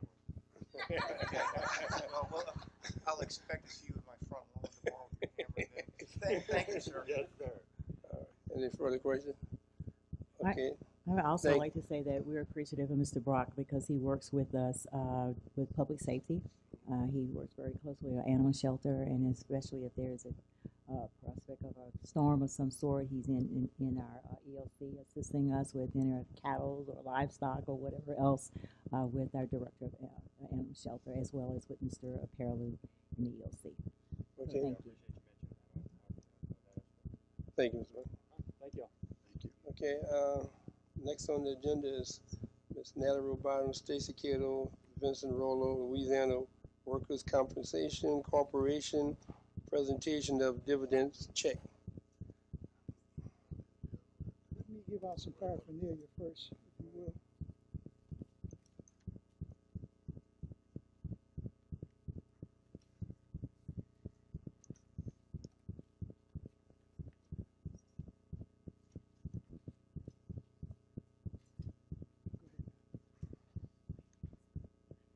Okay, once again, it's my pleasure to come to you and give you your dividend check. We've been doing this for several years. And again, tonight we have two checks. We have one for the fire department, we have one for the council. Mr. David Duval had came down from Baton Rouge to present this, but he had to leave because he had some other places he had to be. So again, it is my pleasure to present We're gonna give the fire department their check first. Where's Kane? Kane, in the past 10 years, since 2003 to 2017, 14 years, however many that is, we've given you $1,016,000. Okay? Tonight, we're gonna give you another $130,000. That man who wants the check, so. Okay? All right, council, excuse me. Since 2003 to 17 again, we've given you people $2,055,000. Tonight, we're going to give you $319,603. Okay, touch it and then give it to him. Again, this is a dividend declared by LWCC. It is a complicated formula. It doesn't have anything to do with our mod or our claims. It's how the parish, how the company made their money and how much they decided to give in dividends. They are paying out $80 million in dividends. So, and like I said, we've been doing this for years and years. Mr. Duvall was going to give you a lot of historical history about these claims and how LWCC decides to give out these dividends. But again, every year, you know, I tell you, every year, this is new phone. I don't know how to turn the thing off.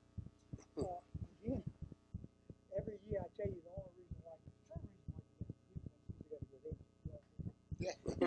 there. Again, I thank you. Okay. See you next year. Okay. Thank you. Yeah, see you next year. More money, more money. Okay. All right. Thank you. Next on the agenda is Ms. Natalie Robotham proclamation, June as Safety Month. Thank you very much. It gives me great honor to give this proclamation to Stacy, and of course, I'm sure she'll share after this proclamation of some activities that we have going on for Safety Month. But the proclamation reads, National Safety Month, whereas June is National Safety Month, is a time to focus on reducing leading causes of injuries and death at work, on the road, and in our homes and communities. And whereas according to the Bureau of Labor Statistic data, U.S. workforce fatalities reaches 5,190 in 2016, and the third consecutive annual increase, and the first time in nearly a decade that the number has surpassed 5,000. And whereas through the support and observation of the national observance of the National Safety Month, employers and employees can help to decrease the number of accidental injuries and death in the workplace. And whereas employers are responsible for providing a safe work environment, proper management oversight, and the tools and training employees need to do their job safely. And whereas St. John the Baptist Parish has taken an active stance in providing a safety and healthy work environment for its employees by setting and enforcing standards, providing training, outreach, education, and encouraging continual improvement. Now, therefore, Natalie Robotham, Parish President, in conjunction with the St. John the Baptist Parish Council members, do hereby proclaim June as National Safety Month in St. John the Baptist Parish and urge all citizens to establish and maintain safe practices in their homes and workplace. Stacy. Thank you. The parish's HR department and public safety department joined the thousands of organizations across the country in recognizing June as National Safety Month as declared by the National Safety Council by hosting weekly safety in-services for employees during the month of June to increase our awareness of safety awareness on and off the job in areas such as safe driving, general safety, proper lifting, substance abuse, drinking and driving, and workplace violence and other areas. Again, thank you for the proclamation, Laverne and Council. Thank Okay, you. thank you. Any questions? No questions? Okay. Moving on to consent agenda item. Number one is approval of minutes, May 8, 2018 regular meeting. Number two, permit approval, community sense 5K walk run Saturday, June 9th, beginning at 8:30 a.m. at Regala Park. Number three, permit approval, Calvary Baptist Church May Day Fun Festival and Parade Saturday, May 26th, beginning at 10 a.m. For Councilwoman Remedy, appointment of Kim Fontenot to the Economic Development Committee. Consent agenda items. All right. Okay. Need a motion on it. A motion to accept the minutes from the Finance Committee. Okay. Minimum consent agenda item. Okay, a motion by Ms. Remedy, second by Mr. Perilou. Okay, use your lights, please.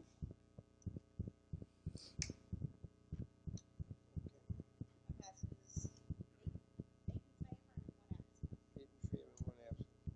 Okay, next we have is public hearing on ordinance. Okay, we have ordinance 18-10. That was a table ordinance. An ordinance naming. We'll leave a table. We'll leave a table. Okay. Next ordinance is 18-11, and the ordinance amending ordinance 16-53, adding the levy protection fund to the annual operating budget of St. John the Baptist Parish for the fiscal year beginning January 1st, 2017, and ending December 31st, 2017. Okay. Any public comments on that ordinance?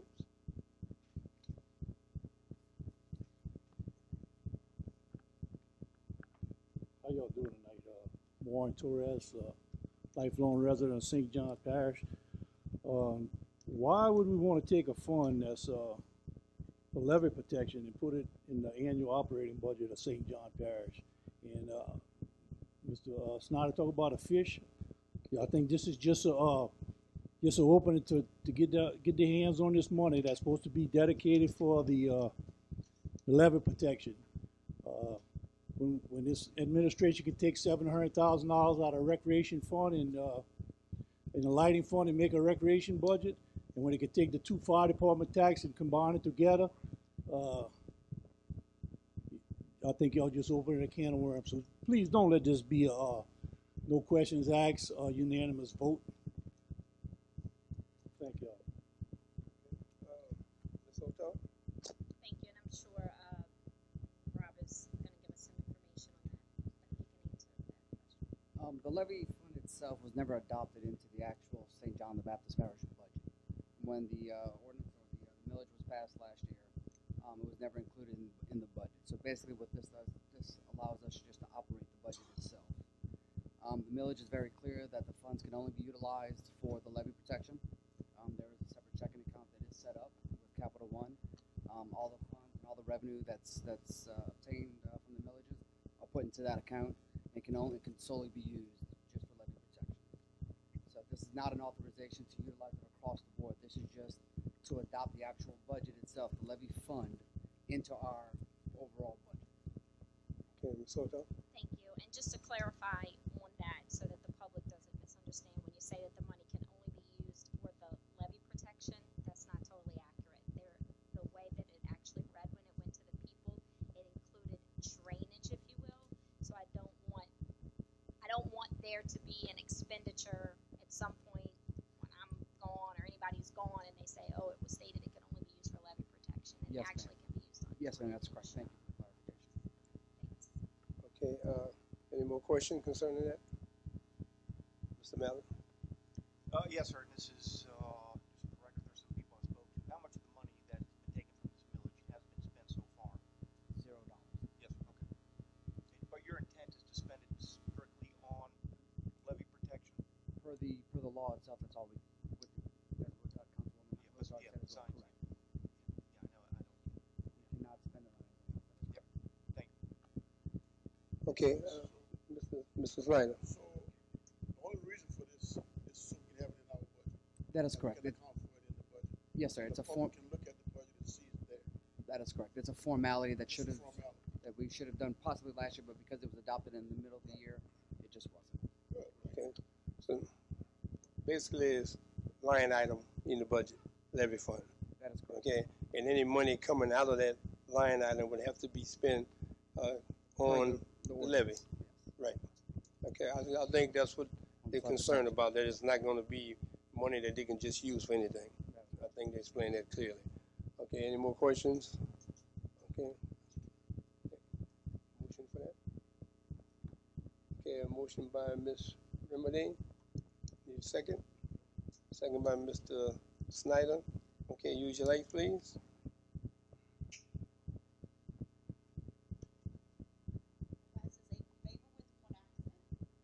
8 in favor, 1 absent. Okay, next on the agenda is ordinance 18-12, and ordinance amending ordinance 17-61 related to the annual operating budget for St. John the Baptist Parish General Fund, Animal Shelter, Park, Communication District,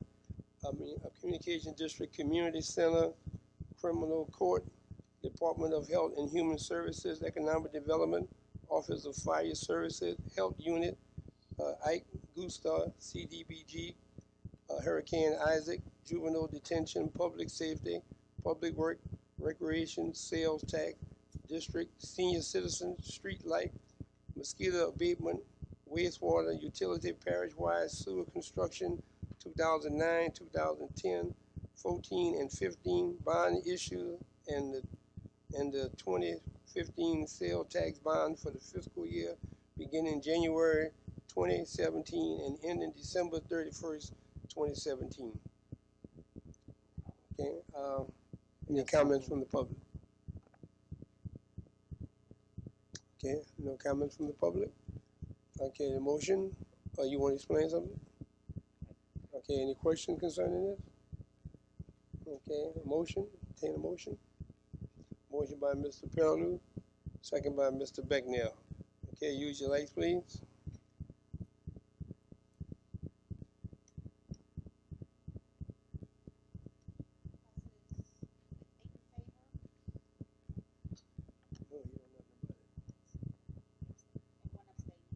Okay, next on the agenda is ordinance 18-13, an ordinance amending the ordinance 17-35 relative to the annual operation budget for St. John the Baptist Parish Airport Fund, Ambulance Fund, Isaac CDBG Recovery Fund, and the Solid Waste Fund for the fiscal year beginning January 1st, 2017 and ending December 31st, 2017.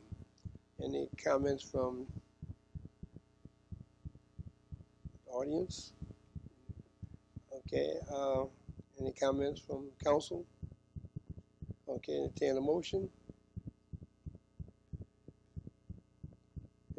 Motion by Mr. Swafford, second by Ms. Remedy.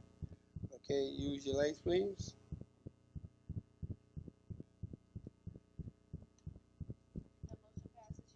The motion passes unanimously. Okay, committee report. There's no committee report. Old businesses. Okay, we have we got committee report. That's Mr. Yes, I would get a motion to accept the minutes from the Finance Committee. Okay, I have a motion to accept the minutes from the Finance Committee, second by Ms. Remedy. Use your light, please. Passes unanimously. Okay, next we have old business. We have a table item, Mr.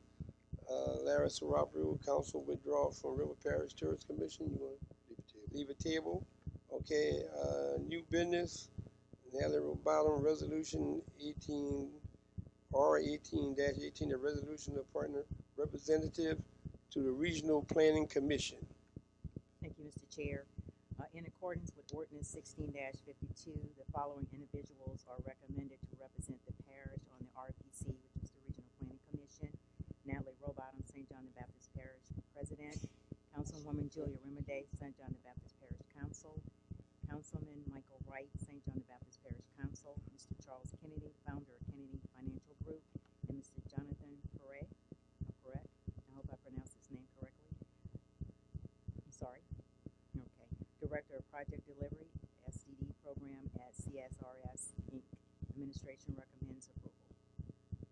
Okay, you heard from administration. Okay, motion by Mr. Perlew, second by Mr. Sarapu. Okay, any questions? Okay, use your lights.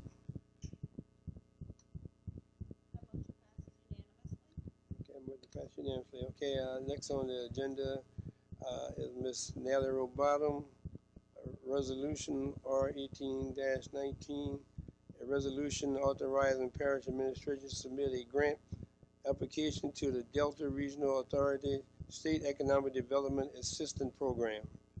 Thank you.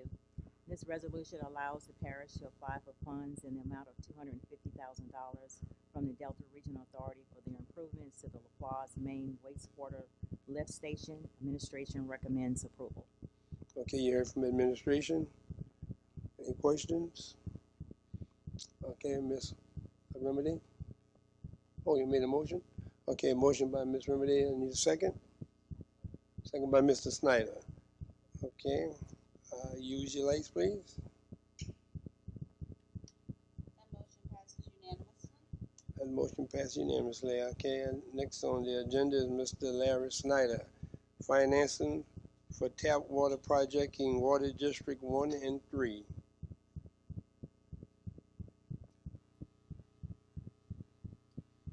Yes, Council. Based on the meeting with Council members Snyder and Sarapo, the parish financial advisor, as well as the bond attorneys, 3 options were provided for consideration for financing future water projects.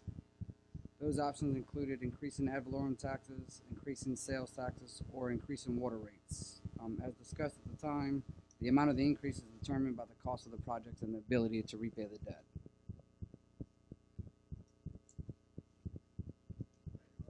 Yes, sir. As Robert stated, we had a lot of discussion on this, and we talked with our bond attorney and the financial advisor. And from what I can see is that our best option would be sales tax.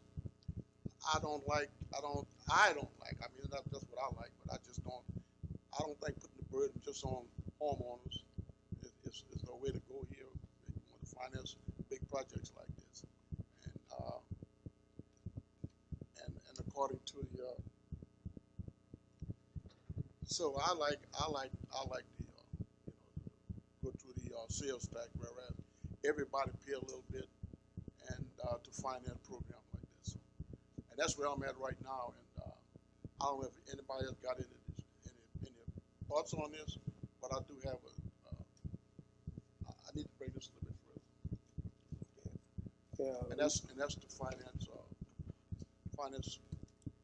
drinking water in LaPlace and in reserve. Okay, Ms. Hotel? Thank you, and I appreciate that. I appreciate you all setting up this meeting as well. What I'd like to see, we know that these water projects are critical, especially to LaPlace. Not that all the other areas aren't critical, but we've got a supply situation going on in LaPlace. To look at what we can refinance, to look at how we can make our systems more efficient. The 3 options that came out of this with the bond financial advisors, whoever, were increasing ad valorems, increasing sales taxes, and increasing water rates. All 3 said increase. And I can just tell you right here, right now, I personally would not impose a fee increase, a tax increase, a rate increase, an ad valorem tax on our residents, for water especially. We've got some major inefficiencies. We always want to burden the taxpayers first before we look and see how can we increase efficiency. And I think we're working in reverse a little bit with that. We need to look at what can we refinance? How can we maybe spend their money better? If we can do some refinancing. I know Natalie's been really good about it in the past, refinancing bonds so that we free up some bonding capacity. Get creative. We've got major inefficiencies in our water system that needs to be addressed, and spending overall.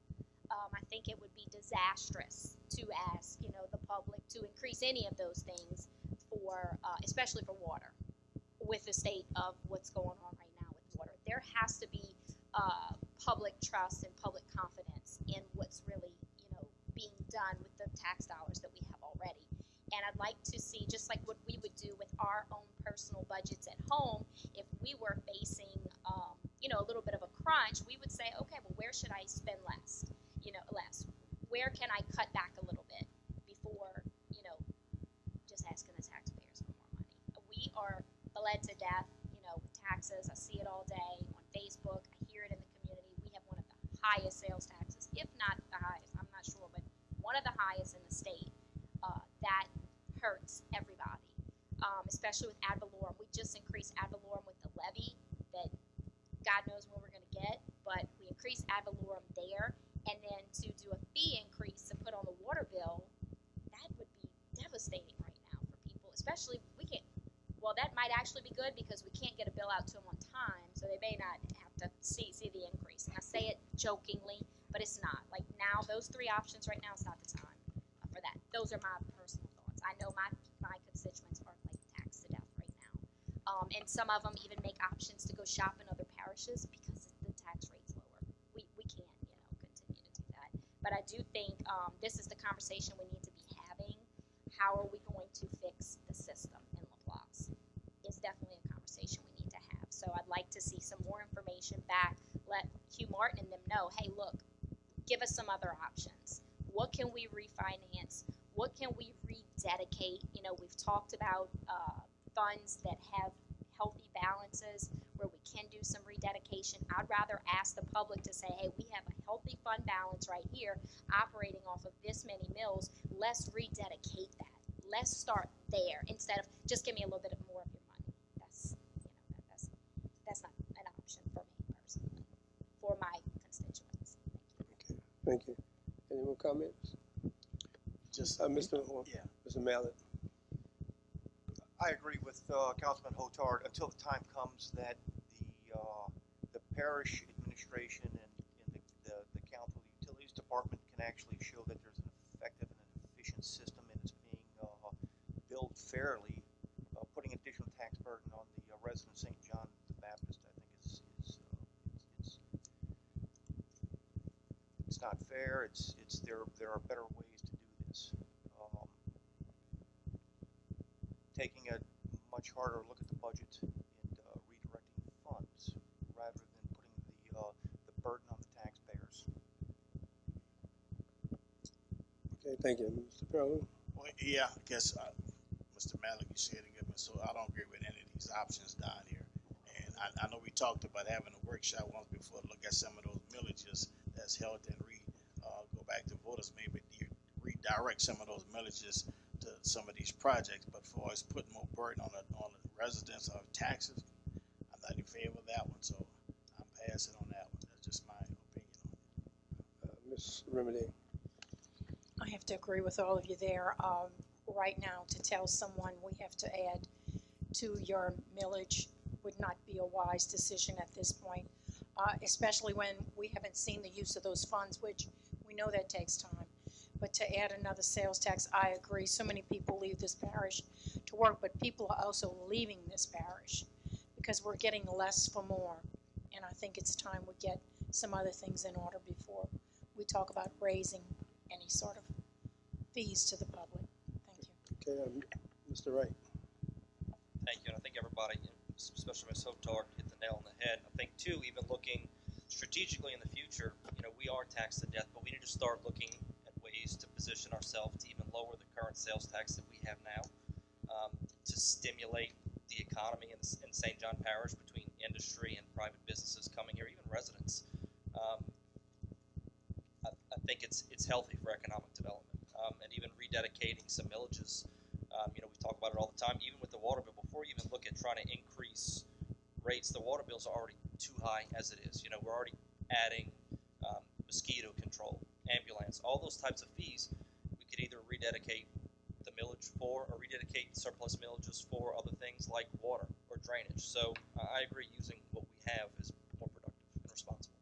Mr. Saravu? Yeah, and I just want to say that I would not want to put any more taxes on our constituents than we have to, but I just want to say we need to move quickly at finding another way of getting the finances together.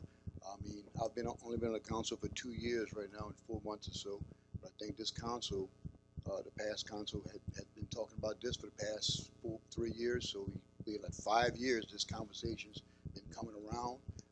And you're right, Jackie, it would be a sad day if we have some severe water problems, and like with the freeze we had, the Lions plant was down, the West Bank water plant was down. We had people that were in critical conditions, but again, this is what came back to us. We didn't go seeking out these methods. The numbers came back showing us this, but we need to revisit, get back to the drawing board. And I would suggest that we all come together to make a firm decision, because it's been 5 years and time is passing. I think it is a priority, and nobody want to pay more taxes than we have to pay. But if we can refinance something, I think that would be a favorable way to go. I don't know. When I first came on the council, that was one of the things that was recommended, that we're going to go into that arena of refinancing, not bringing on any new taxes. So I just want the record to show that this is not anything new that we just brought up the past 6 months or past year. This has been a pondering issue for the past 4 to 5 years. Okay, Ms. Hotel? Thank you. Really quickly in closing, and like I said, this administration has done a really good job. I know, Natalie, we refinanced the lighting fund. It was something that we had talked about to make sure that animal control and recreation, they were both healthy funds. I'd like to ask, a formal request of the administration to go back to the bonding attorneys and provide us with a recommendation on what funds we could potentially refinance, if that is an option, to save some money to increase bonding capacity, and then two, to take a little surface level survey, if you will, of all of the healthy funds and see where we can actually rededicate. So those would be my 2 requests. And then maybe, in the next 30 days, come back, because those would be 2 options of generating that revenue without asking the taxpayers to pay anything. So that would just be a formal request to come back with those 2 options. Okay, Mr. Snyder. Yeah, thank you. I'm glad we're on record. That's after the discussion. That's important that we do be on record and discussing this. And that was the reason why, for my putting it on there. I thought we had a meeting with our financial advisor and our bond people, and these are the 3 ways that they said we can get some funds. One of these 3 ways. If everybody who's been on this council for more than 2 or 3 years know that I've been wanting to cut some ad valorem taxes. I just don't think. I think we're putting too much burden on the homeowners, and we need to cut some of that ad valorem taxes. And I've asked the administration to look into that, and they were supposed to get back a report to us on where we're looking at some fund that we can cut back on the ad valorem, on the millage. And we all know where we can cut back a little bit, but nobody want to get out there and say it. It seems like I'm not afraid to say it. I got broad shoulders. You understand that? And but that's seeing where we are right now. I remember when how many days you got without water on the West Bank? 2 days, 3 days without water on the West Bank. You got 2,500, 3,000 people over there. Well, the players got 35,000. We got 1 well and a half. And 1 well go out, 35,000 people will be out of water. I really believe that our water system, we need to look at our water system and see where we can help ourselves there. I agree with that. I'll definitely agree with that, because my understanding is we got the cheapest water in Louisiana, but we pay per gallon to run it. We got the cheapest water in Louisiana. So that means what? We're not charging the right price for our water. We got $6, $7, $8 million in the hole right now with our water system. Our job is not to play politics here, because next year's election. Our job is to look out for our people. That's the only reason why I put it out there. So we can close this discussion. We're on record about how we feel about this, and that's great. Okay, any more comments? Okay, next on the agenda. Take it. There you go. Next on is Mr. Mardell, selection of official journal for St. John the Baptist Parish government. Okay, let's put on the agenda, because we have to make this official, make a selection tonight before the next council meeting. I was told we have to do that, before the next, about a certain date, and that's why it's on that. And we have to make a selection of the official journal of St. John the Baptist Parish. Right now it's the observatory, but it don't have to be the observatory. It could be someone else, you know. But I mean, they've been the official journal for the last several years. Tweet. There are some guidelines. I don't have it to memory. Mr. Hold up. There are some. I'm sorry. I thought he was still You got chair. something you want to say, Ms. Hotel? Yeah, go ahead.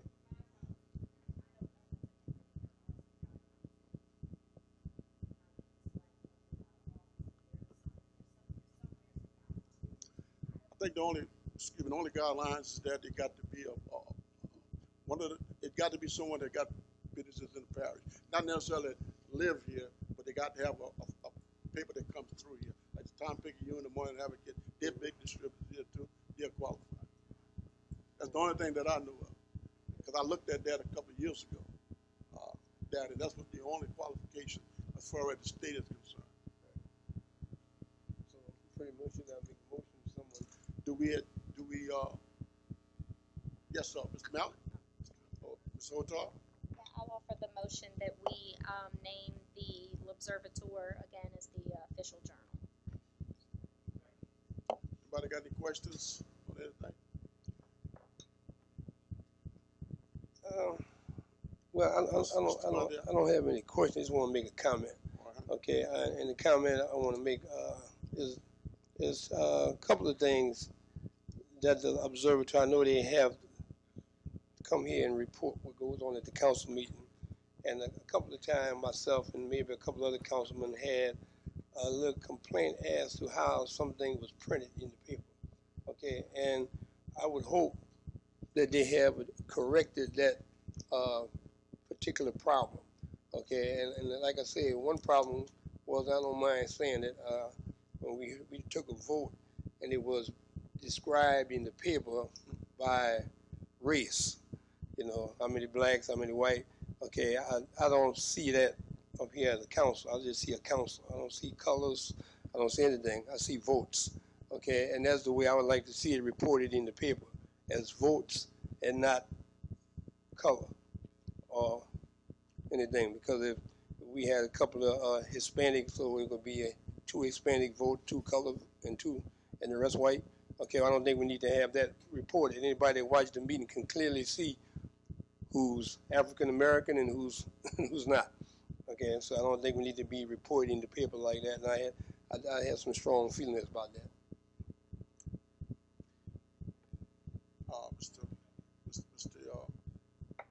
Larry, who else we got over there? Mr. Perilou, you and Mr. Perilou. I was just heard when Ms. Hotard said we have a guideline. So you mean tonight we have to pick a official journal? It has to be tonight. That's what I was told. That's what I was told. By who? Why? By our secretary. She said it had to be. I think I don't know because it's my first time being the council chair. Okay, she says it's a deadline that we have to have it done by a certain date. What's the date? Not before the next council meeting. For the next council meeting. Okay. Well, I wanted to see what other options were out there myself. So if that was the case, then we should have came back at least 2 meetings ago to say, hey, this is coming up. Don't wait till the last meeting and tell me I got to do this. I'm not going to do that. Mr. Larry? And that's the question I had also, Mr. Malader, was the time frame on us having to vote on this, and also on the race reporting of how this council vote on items and how we conduct ourselves. I thought that was very, very, very unprofessional and very inhumane for them to go and label us by race, how we vote. And I got a lot of phone calls about that. I know a lot of people on the council was very upset about this issue. But to jam this on us right now at the 9th hour, that we have to do it tonight, I think it's wrong. I think we have a lot of other options we need to look at. And I think whatever guidelines that Ms. Hotard said there is in place, I think as a council we should have that in front of us before we vote on picking another newspaper. That's just. Mr. Okay. I was just given, it's in the book, it's from the Secretary of the State of Louisiana, that say we have to do it by June the 11th. Now, that's something that we should have been aware of a couple of meetings ago, okay? But according to this paper, it's in the book, it have to be done by June the 11th. And if it's not done by June 11th, so Well, what? I don't know what the penalties are. I don't think we want to find out either. Okay, Mrs. Knight. Yeah. Thank you. Want to read this? No, no, you don't have to read it. Okay, everyone have a copy of it in the book. Okay. It's on page 92. On page 92. Any more comments? I just wish you. Any more comments?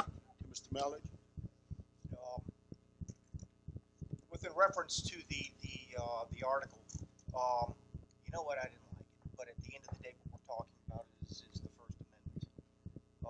We got a couple people in here that toed the line, put on your pack and go protect the Constitution of the United States. And I don't always agree with what I see in the press. However, I always applaud that they are reporting freely. It's their interpretation. We may not like it, but this also allows us to sit here and do what we do. So, I think first and foremost, the L'Observateur is a local paper. How long has it been around? 190 years or whatever? I don't know, I'm being facetious, but I think at the end of the day that the L'Observateur being a local newspaper, I think it is important to me.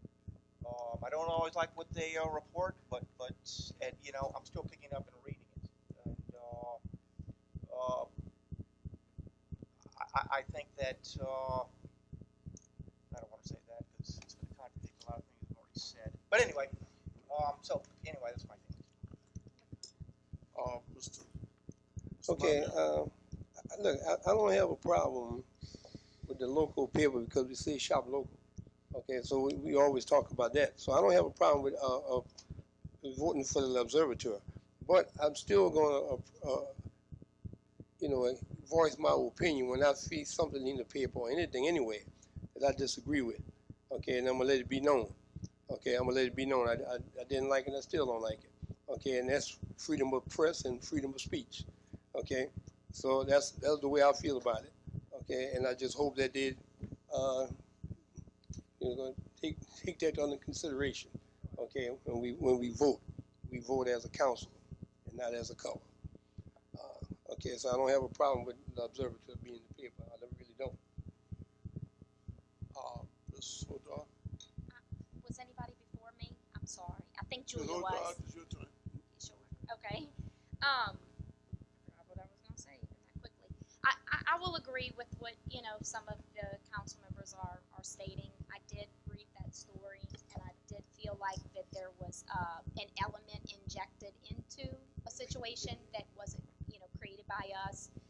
And I also, get, freedom of the press. I do get that. This is a service we're paying for, so, it's a little bit different. But I do agree about injecting things into a vote that wasn't there. It wasn't the reason for voting or anything like that. I think sometimes that can give the public the wrong perception.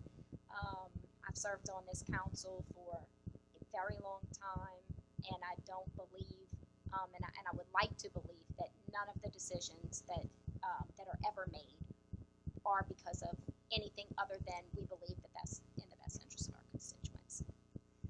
With that being said, I do support this with the L'Observateur. I know that they do bring a lot to the table for us as a community, with running community events and things like that we do get ancillary to our contract. However, if it's something that needs to be revisited in the future, we could do that. But those are just my thoughts. Obviously, it was my motion, but I'm willing to listen to the thoughts from the council. Larry, you have something to say? Anyone else? Okay, yeah, we got a motion on the floor. I'll just, can I do this? All right. you know, I got my opinion about that newspaper also, and it's not all printed pretty. I read the newspaper every time it comes out, and because I just want to see where they're gonna slant this time, or where they're gonna slant next time. So and that's what I'll be looking for, things like that, plus information. And it's obvious, you know, when you read the newspaper what it's all about. I don't know if we need to do this. I don't know why. I see the Attorney General here, Secretary of State, just sent this out. It got to be in by June 11th. So that's where the issue at right there. I'm not far-fetched for having a special meeting if we want to look at some of the newspaper. I don't have a problem with that. But we got a motion on the floor right now. We need to vote on it. And yes, ma'am. Ms. Remedy? The only thing that's really bothering me right here is we're talking about qualifications to pick a paper and no one knows exactly what the qualifications are. I think the Home Road Charter states we have to pick an official journal, and I believe it states it has to be printed or should be able to be printed here in St. John. That's the thing that bothers me the most out of all of this, is we're picking something and we don't know what the rules are. I know what the rules are. But I did it. I looked at it a couple years ago. Just let you know what it is. It's got to be a circulation within this parish. That's what it is. That's the only stipulation it is. It's not my first rodeo with this. So we got a motion on the floor. Use your lights. I'm sorry. Someone else? We got a first and a second.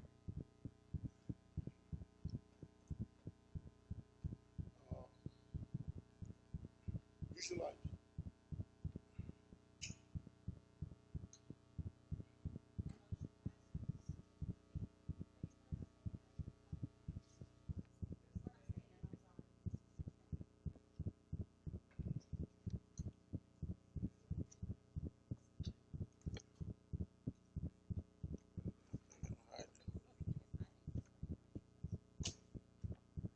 Okay, next on the agenda is Mr. Larry Sarapo as a table item, possible withdrawal from the privilege. You're gonna table that too, huh? Okay. Next on the agenda is a carryover, Ms. Jacqueline Hotar. Reference discussion from 27/18 council meeting. Mr. Larry Snyder, discussion regarding reading water meters manually versus electronically. Thank you, Chairman Madere. We have all received the information. We can, remove this item from the agenda. We have received the information from administration. Whether or not we, have some questions about it, nonetheless. But I am satisfied that they at least provided the information that I asked for. Okay, We thank can you. remove that. Okay, thank you.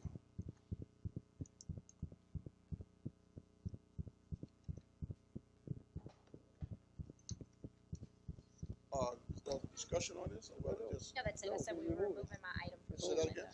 It's over. To table it? You removed it. She removed it. Oh, she removed it from the agenda. Okay. Yeah, so move on. Okay. Mr. Leonard, my dear. Table items, update on drainage and road repair. Okay. District 3, need a motion to take this off the table. Okay, so make a motion Motion by to take Mr. Madere, second by Mr. Sarapo. Use your lights. Okay,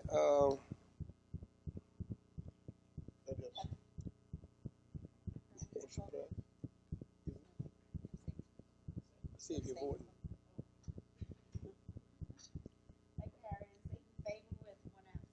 Eight in favor with one absent. Thank you. Okay. Yes, sir. We're gonna let the parish engineer discuss the road, the streets. Okay. The All right. Yes, as you all, we informed you before, we had a pre-construction conference with the contractor and Mr. Kendrick actually 2 weeks ago. We met with the contractor again this morning. They will be mobilizing tomorrow morning, starting at about 7 a.m. And it looks like they're going to be hitting. They're going to start with the patching and so forth first before we do any overlays, of course. But it looks like they're going to be in the area of around 3rd Street is where they're going to first start. I wouldn't expect too much work tomorrow. They have to bring a lot of equipment in. We've been meeting with them as far as staging areas, and Mr. Bedell has been instrumental in helping us sites with the parish where we can hold that material, but they are starting, and we will keep you abreast as their progress continues. Any questions? Mr. Mariel? Yes, when you say they're gonna start the patchwork or Yes. what are they gonna do? Basically, a lot of the design of the streets that were submitted required what's considered either mill, patch, and overlay, and that's basically removing the top layer surface and then performing patching to any base failures as see fit till we get the base to a solid point, and then we would then come back and overlay or relay the asphalt on those streets. So tomorrow they're going to be going around to starting in the 3rd Street area and marking the areas that would need to be patched. That's all I'm expecting by tomorrow, because they have a lot of areas to mark. And then once those areas are marked, then you'll see them bring in what's called the milling equipment. They'll start removing those surfaces off, patching those deficient areas. And it's usually a 6 or an 8-inch asphalt patch where we actually dig out the base and then dig out the base where it is bad or failing. Place a sufficient patch there. Once we're satisfied that that patch is holding, we then come back and relay the surface of the street. Okay, one of the questions, when they start repairing these streets, some of these streets have speed bumps. Okay, and I have asked in the past several times that they mark where those speed bump was at, so that once they finish putting the street in place, the parish can go back and put the speed bump back where the people who are lawfully signed to have speed bump down the street. Because I can tell you on 14th Street they had speed bump, they don't have them anymore. Okay, and we didn't have any record as to exactly where the speed bump was located at. So I made that comment 2 years ago. Okay, we went back and did the same thing again down some streets. So any streets that have speed bumps, we need to indicate where the location of those speed bumps at, so that when they finish repairing the street, they can put those speed bumps back, because the citizens actually want those speed bumps down those streets. Yes, sir. So, And what we'll do, since they are locating the patch areas tomorrow, at the same time, what we'll do is have them mark or locate where those speed bumps are located, because they will be removed, of course, in the right, milling purposes. But if we go ahead and mark them now and get them staked see, out, it create a problem for public work, and it create a problem for me when people ask for the speed bump and they don't have records of the exact location. You know, so they want to make sure. Yes. Okay, and we also, as Mr. Burns just pointed out, we also do have before and after pictures that we photograph on each street. So if anything gets left behind or misplaced, we would then attach that with a punch list item and get it taken care of. yeah, well, when we started taking pictures, because I know 2 years ago they wasn't taking pictures, they couldn't find them. We've now taken before pictures on all of the roads. All right. And so we will then go back we can review that footage. Okay. Yeah, and this next comment is for administration.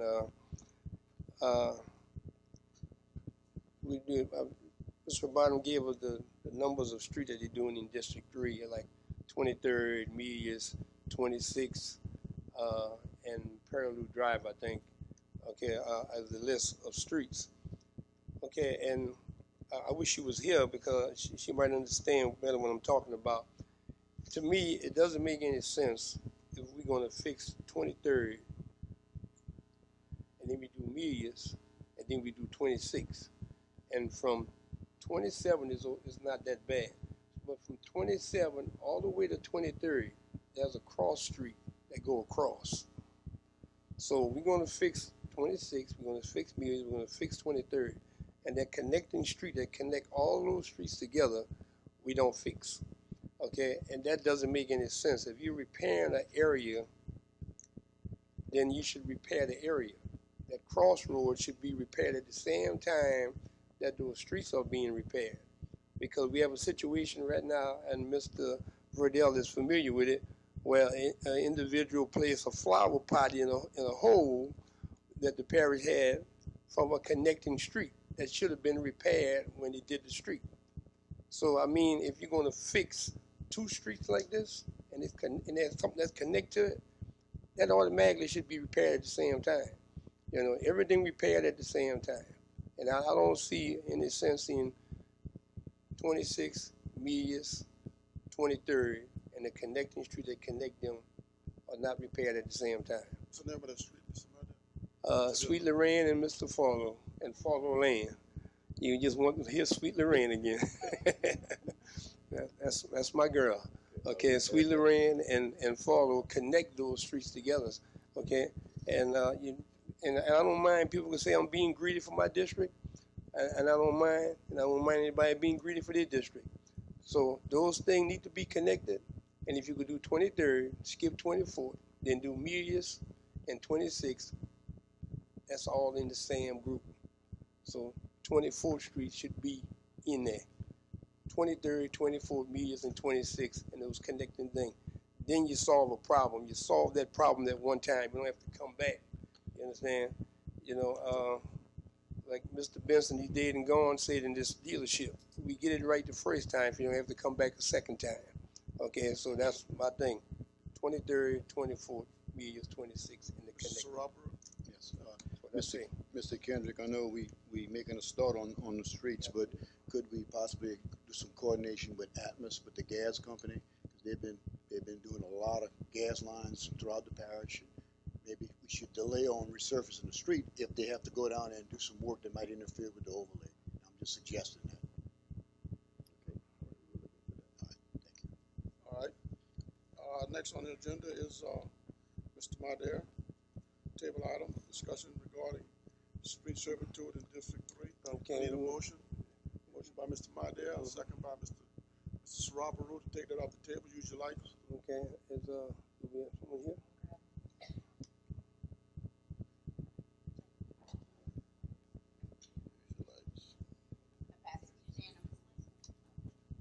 Passes unanimously. Thank you very much. Administration. What was the specific question? My apologies. Regarding street servitude in District 3. I would just ask, like, I think Councilman Madere, you had questions about servitudes. Did you have a specific question in mind about them? Well, I just like to know, you know, what are servitudes? I know what they are, okay, but I was told one time several years ago that some street have it on one side and not the other side, and then some street don't have it at all. Okay, I need to know what is what, you know, what are servitude and what is the parish responsibility to servitudes. Okay, yeah, I just want to make sure we're working from the same place. So to answer your question briefly, some streets that were re-subdivided or subdivided officially through the parish process, so through Chapter 111, through that review and approval process, we have it, everything is platted, right? It's approved, it goes through utilities, public works, planning and zoning. We make sure we have the servitudes shown on the plat. When the improvements are made, the parish council accepts the final plat after everything is inspected. That's then recorded with the clerk of courts. Our GIS administrator maps it in our pictometry and in our mapping systems, and clearly we can see where those servitudes are, right? We know where they are clearly. Now, a lot of subdivisions within the parish weren't done that way. They were done before Chapter 111 was adopted in 77.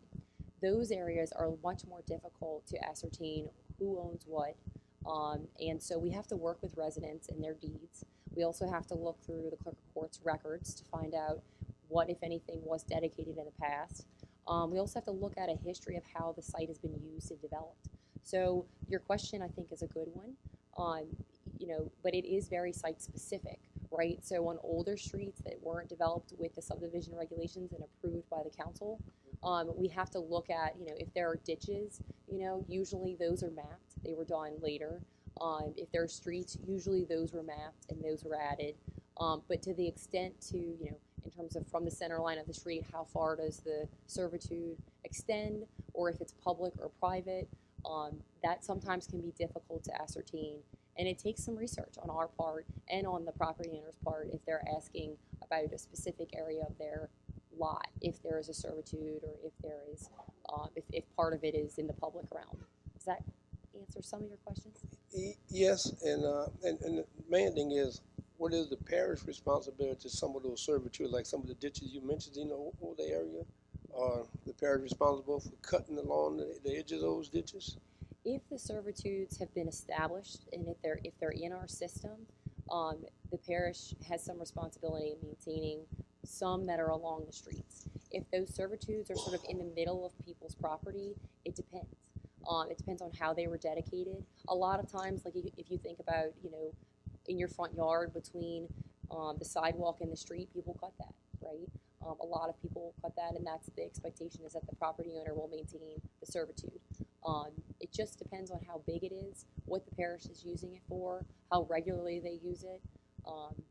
So it's very site specific. If I could give you a more specific answer, I would, but I don't want to mislead the public and assuming one's there or not. The reason why, because when we had this drainage project, I had a little, I wouldn't say confrontation, words with the guy.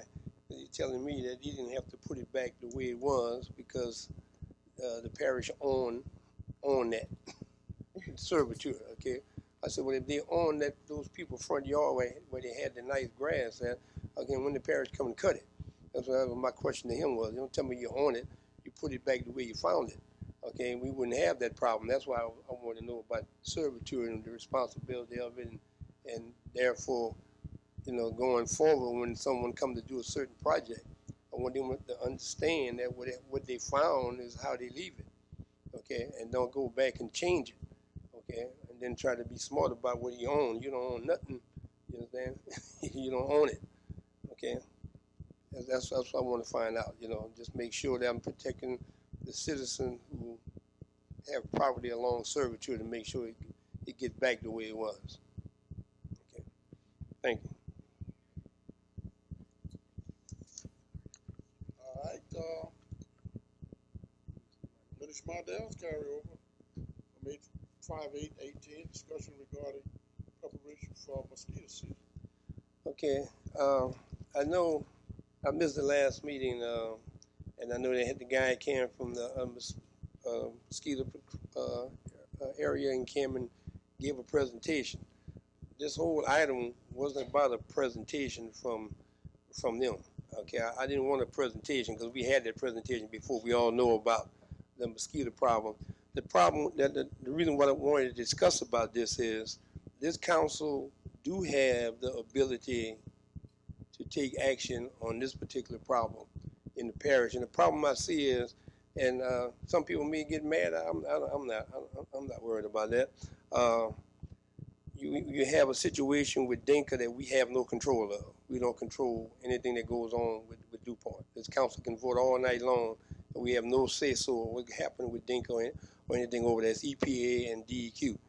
But when you talk about mosquitoes, okay, and standing water and things, we have control of that. We have ordinance, and we have code enforcement officer that should be looking at certain areas, okay? And the areas I'm looking at is all these car dealership or garages that have tires, old tires stacked up on the outside. We have rain coming. When it rains, water accumulating tires, and what else accumulating tires? Mosquitoes, okay? And we have a big problem this summer, okay? And what really made me put this on the agenda was reading the paper and then looking on the news where they said it was an 80% increase of disease from rats, from not termite. Help me with this. Not fleas, ticks. Okay, and mosquitoes. Okay, and I don't think we need to help the mosquitoes out in St. John the Baptist Parish. So I was trying to get the code enforcement officer, because I called Ms. Carter and asked her about it. If our code enforcement officer can do something about that.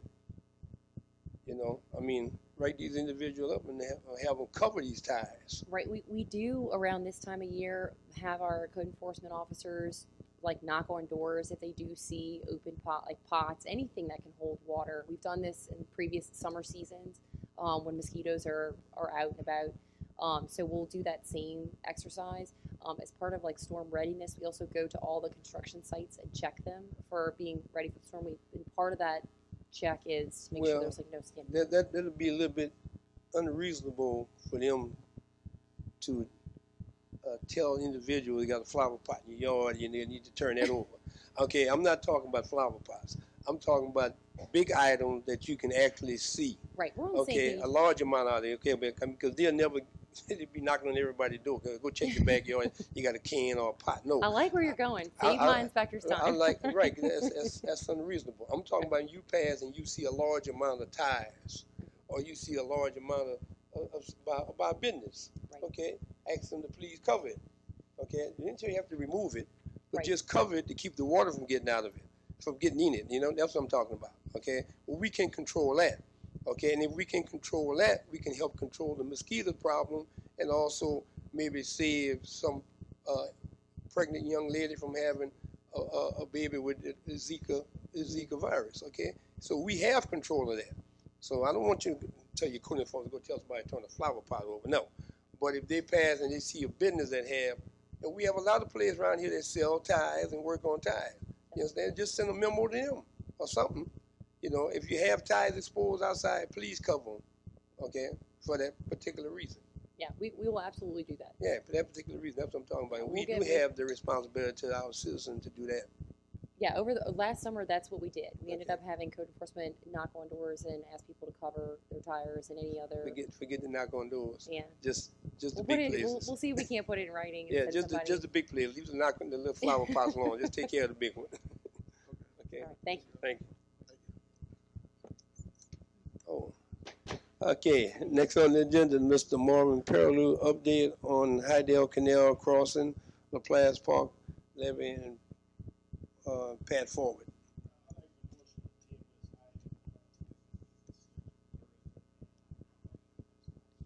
Okay, we're going to table it out. Okay, next on the agenda is Mr. Oh, I've got to vote for that. Vote to table it. I'm sorry. Motion by Ms. Hotel, second by. Okay, Bush's motion. Okay, second by Ms. Hotel then. Okay. Use your lights, please. That passes unanimously. Item is tabled. Next on the agenda, Mr. Larry Snyder, discussion regarding issue with televised council meeting.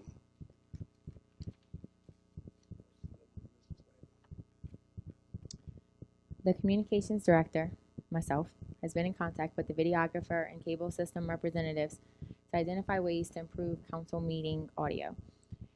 It is anticipated that the audio will greatly improve once production is moving into the new building because of upgraded equipment and less output interference. We talked about this a few times, sir, just every day this week. You good? Oh, okay, and just quickly, I don't know if I'm out of order, Keith, but referring to Councilman's Mater's last item, we do have a system in Blackboard that's divided by businesses, so we can call all the car shops with a message written by Alex's team and save a little door knocking. Oh, yeah, right, because the door knocking that can work. We'll utilize our new system we approved tonight. That door knocking wasn't going to work. I'm not in favor of that door knocking. Yeah. Yeah. We'll take care of that. Yeah, but we. Yes, sir. Okay, just a simple question. Yes, sir. Councilman Robert and I have been asked several times, why isn't the meeting on the West Main broadcast live? Well, actually, it's live on Comcast. The majority of the public has RTC. We already know that. However, we just had a production meeting this week. RTC is telling me that it takes just a certain box to get it going live on Edgard. We actually have a meeting scheduled next week for us three to try to get Edgard live in the next few weeks. Okay. Right now, it's a button that gets connected to a thing that turns Comcast on. RTC never had cable wires or something ran over there to be able to do that, but now they're saying that there are options that we can take with upgraded equipment to get it live. So that is, I know Ms. Toombs brought that to our attention too, and we've been talking about that, so we're right on the same page with you. Okay. Okay, thank you. You're welcome. Okay, next on the agenda is Mr. Larry Snyder. Discussion regarding home repair, elevation, incomplete work, demolition inspection status, manpower and funding, CDBG program. Okay.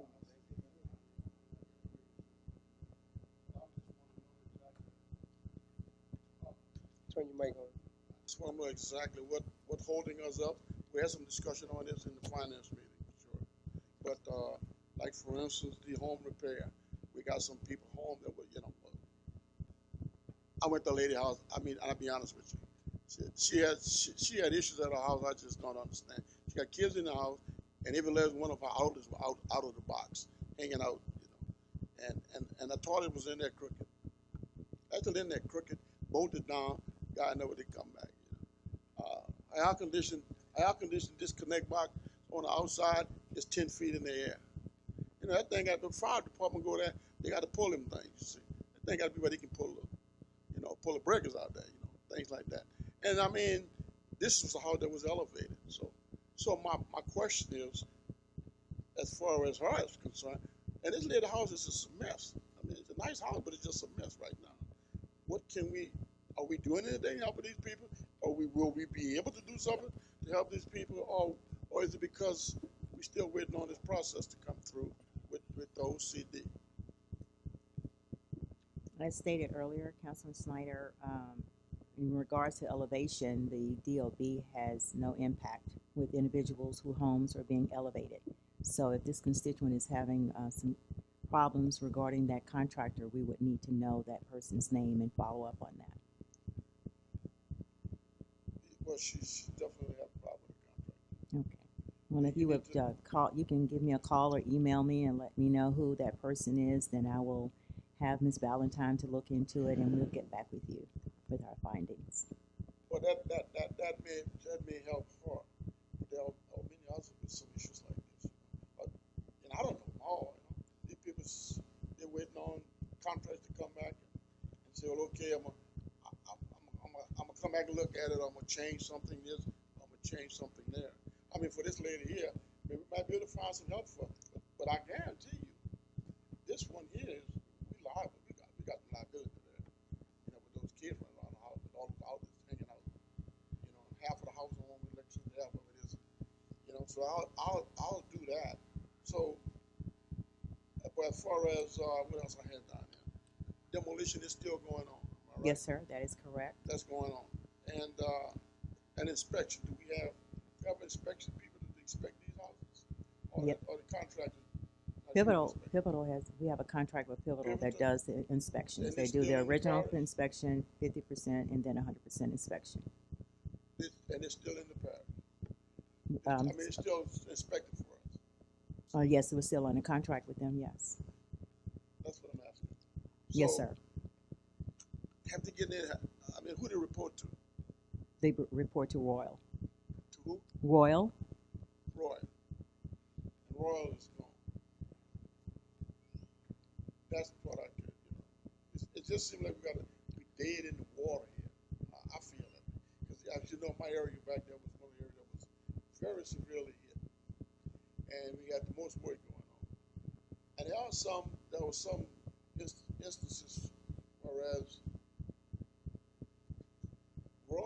Royal should have visited these people, I think, and got with the contractor. They can't make the contractor come do the work. They can't do that. The people that own the homes. So what avenues would they have? Do we communicate with those people whose homes isn't complete?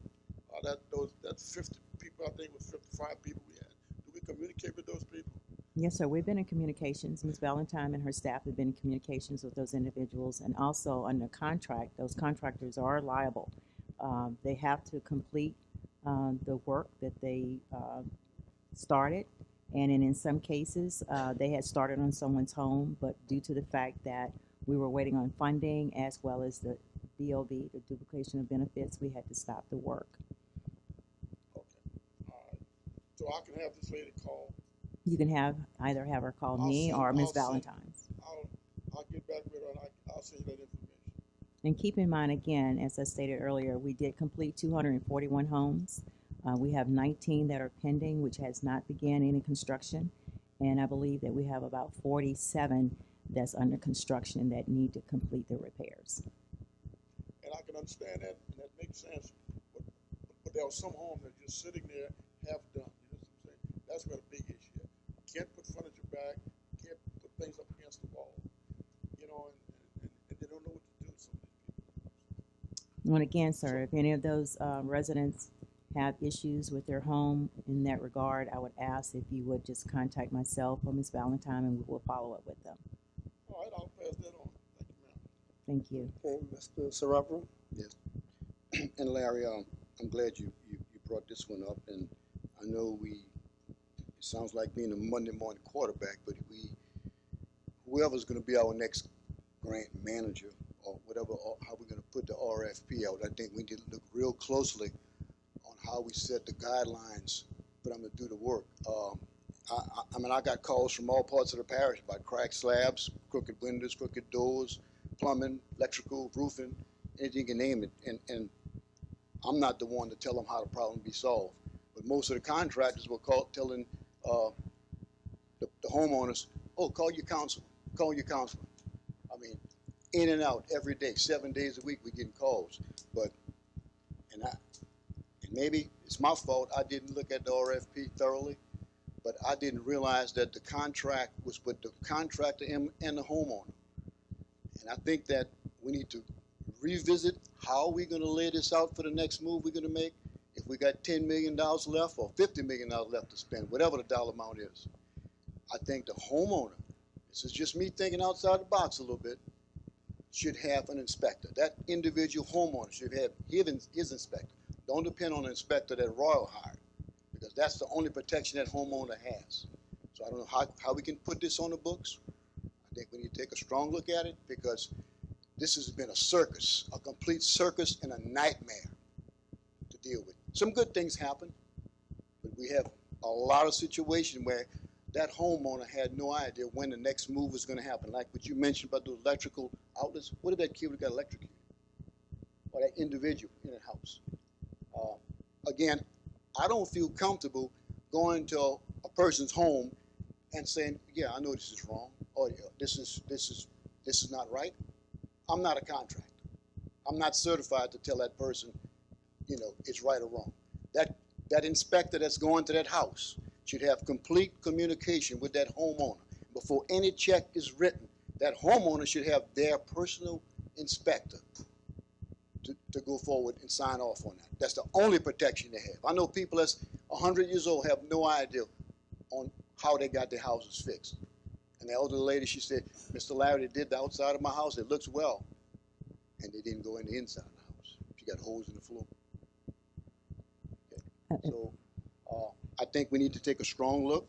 Whatever muscle we need to put in the next RFP, I don't care if we got to hold it up for the next 3 or 4 months, which I hope that don't happen. But while we're in hold, let's revisit what's in that RFP. Let's see what we can put in to make these people do the right thing. First of all, we want to make them do the right thing, first of all, and make it safe and get paid for the money, get paid for the work they do. But also, we won't be getting a phone call 7 days a week with the complaints. Thank you. Okay, okay. Purpose for Mr. clarity Williams. in regards to inspection, we under a contract with the inspector, which is pivotal, which we brought before the council. So the council actually was the one that voted to have Pivotal as our inspector. And the way that this works, Councilman Saraparu, is that they go out, do the inspection, and there are some things that they can't do based upon policy and procedure. And once they go out and they do 50% of the work from the contractor, then the Pivotal goes out, look and see. Then if it meets the standards and approval, then they get paid. Then they go back out and do an inspection again for 100%. That contractor does not get paid. They do not get paid until they have done everything that they're supposed to do based upon the contractor agreement. Then the homeowner, Pivotal, as well as Royal, all come together, and that homeowner signs off on the fact that they're satisfied with the work. So that's how that process works. So again, if the homeowner is not satisfied, they do not sign the documentation. We do everything we can to make sure that the homeowner is satisfied with the work. And if they're not, then they don't sign. If they do, then they sign the documentation. So that's how that process goes. And I understand clearly, Mr. Laverne. I'd like to have a little more oversight on how it's being done. I mean, I had people that said they came and inspected my home, and they didn't make the repairs yet, for 2 months they hadn't heard back from the contractor. You know, that type of Yeah, I understand that. So they, I feel like they're just being home alone with this type of operation. Because when something happens, first thing the contractor said, call your councilman, which is the most ridiculous thing to tell a homeowner. And the contract is with you. He tells them to call the councilman. Mr. Begner, am I right? That's what Okay, Mr. Snyder. Yeah, you know, I'm glad you brought it up, Mr. Saraparu, because this lady I was telling you about a house, her service wire is about 1.5 feet above her house. And the service wire is rubbing on the house, on the roof. And they got a sticker on their box. I can't know what I'm talking about here. And that's totally illegal. That's totally illegal. That thing's supposed to be at least 3 feet, I think, above the roof line. And nowhere supposed to cross over the house that way. This is the service wire. This is where all the power comes in the house at. Rub it on top of the house. And the same house I'm talking about. I'm gonna send you that address. That's dangerous. That's very dangerous. And keep in mind that, Start a fire. as Councilman Saraparu stated, that the contract is between the homeowner and the contractor. And again, when you all have these type of concerns and residents call you all about things that haven't been done or incomplete or whatever the case may be regarding the contractors, then we need to know about that so we can address it. I know that you all have never hesitated in the past to contact either myself or Ms. Valentine's. The homeowner.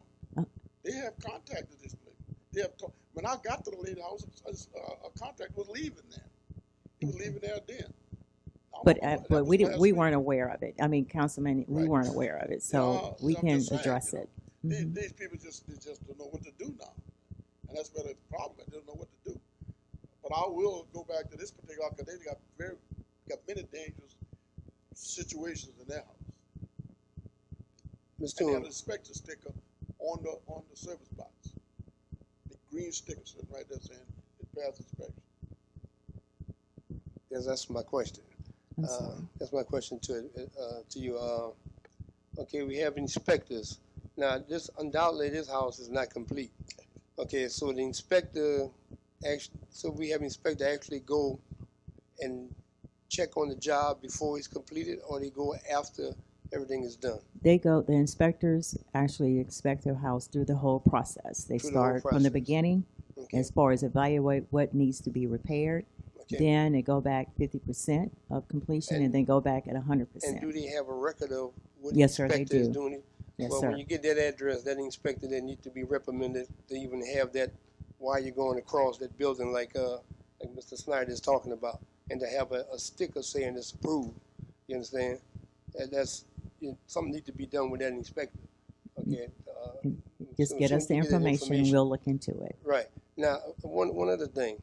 I have an individual who they came and did some work to her house, and they were supposed to come back for her to sign the completion form. They never did come back to her to sign anything.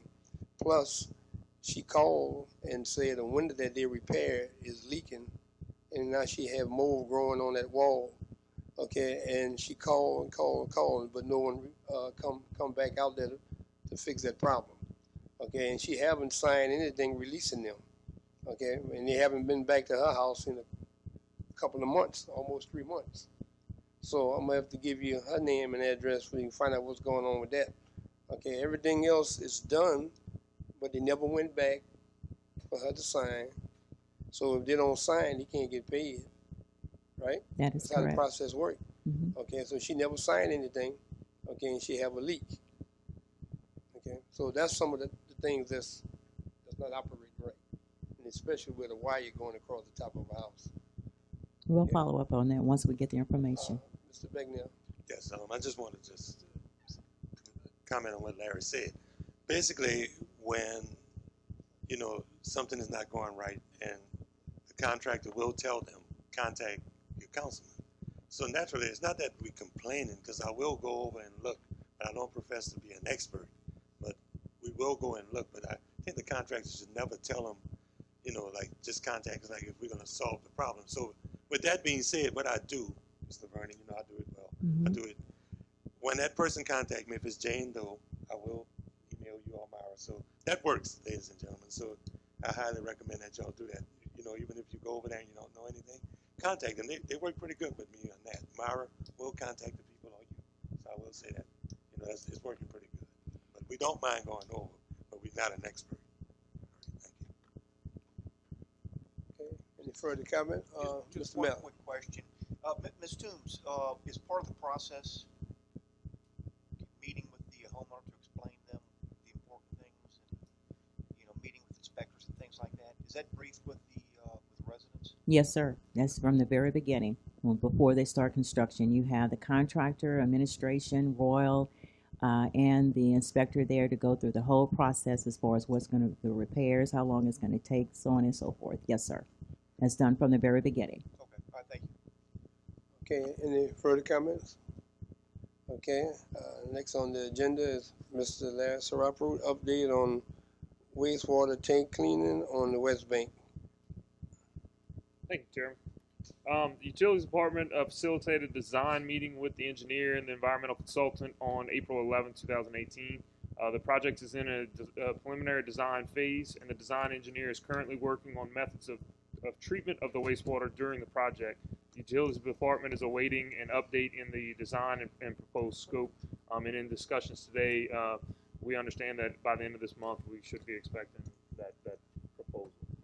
We went back and forth on a couple of different design aspects on how to treat water while we're actually doing the project. And I know you and I have had that discussion. So how long before the bids will go out to have those? Again, I was just told by the 31st we'd have a preliminary design and we would go from there. So by the end of this month, maybe we can do a review. The biggest hurdle is this first hurdle. Because it's single units at every one of those stations, you have to find a way to treat that water.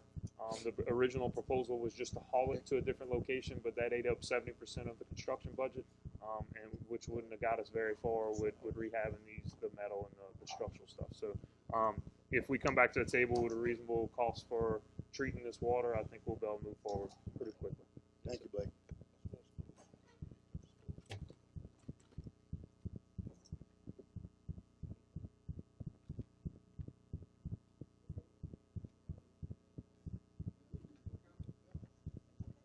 Okay. All right. Thank you. Making sure nobody else had anything. Yeah, that was a very good report. Thank you. You get A.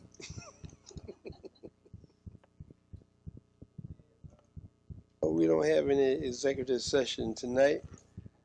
I did what I could see. No, that's cool. Oh, he's not here. He's not here. Okay. There's no executive session.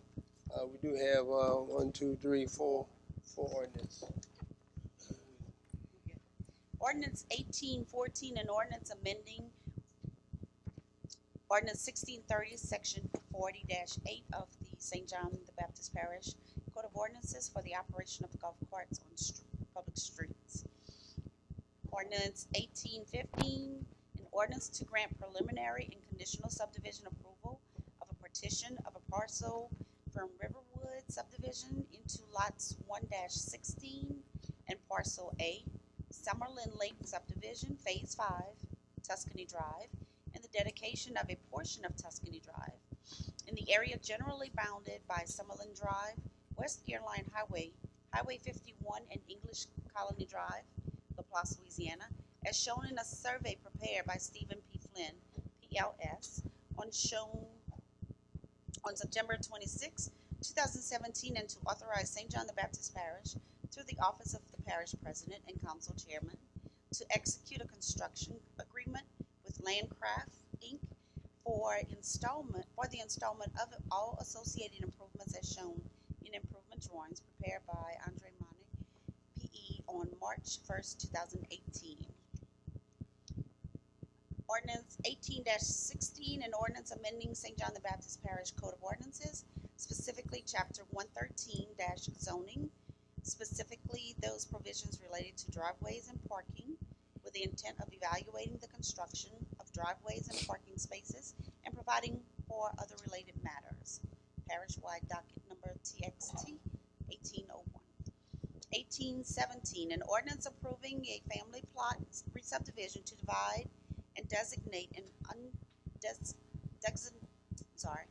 undesignated portion of land, 1/4 Orphan by 40 Orphan, 2, Lot R-2, and the remaining parent tract of the Sylvan tract located in the area generally bounded by Ebony Lane, the Union Pacific Railroad, East 6th Street, and East 5th Street, Edgard, Louisiana, as shown in the survey prepared by John W. Starring, PLS, on May 9th, 2018, PZS 18-1191.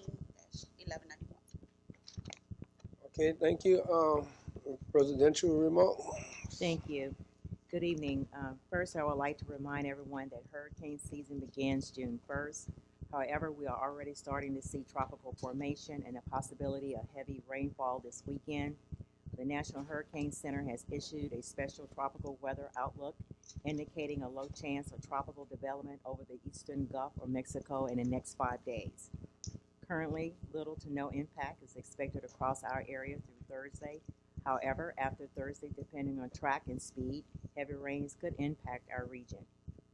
Residents are encouraged to get a game plan, if not done so already, which includes identifying an evacuation route, location for storms, stocking for emergency supply kits, clearing yards and drains, and signing up for the parish notifications. Please prepare for the tropical weather season and also for the possibility of heavy rainfall this upcoming weekend. Updates will be posted and sent out on communications outlets. The National Economic Development Week was a true success, and we want to thank all of the business representatives, our elected officials, and the community who participated in the week's events. We're looking forward to hosting more events, trainings, and panels in the future. Special thanks to the Economic Development Department for spearheading. The annual St. John the Baptist Parish Veteran Luncheon will be held Tuesday, July 3rd at Regala Gym in Reserve. Residents are asked to assist with the video again this year by submitting photos of local veterans and service members. Photos in military uniforms are requested. Please include the veteran's name, rank, and branch of the service with the photo, as well as the contact information and name of the family member submitting the photo. If a photo was submitted already, it is not necessary to submit a new photo. The deadline in submitting pictures is Friday, June 22nd at 4 p.m. Photos can either be emailed to the Communications Department at communications@stjohn-la.gov or mailed to the St. John Communications Department at 1801 West Airline Highway in LaPlace. Congratulations to all of our students who graduated recently, especially those from high school and college. Best of luck to each of you while you move into the new chapter of your lives. May it be filled with happiness and success. Good luck. Reminder, all parish offices and government buildings will be closed in observance of Memorial Day this Monday, May 28th. I hope everyone has an enjoyable and safe Memorial Day with family and friends. Thank you. Okay, thank you. Council brief, Ms. Houghton. Mr. Mallet. Oh, okay. But one, like Ms. Toombs said, to congratulate all of our graduates.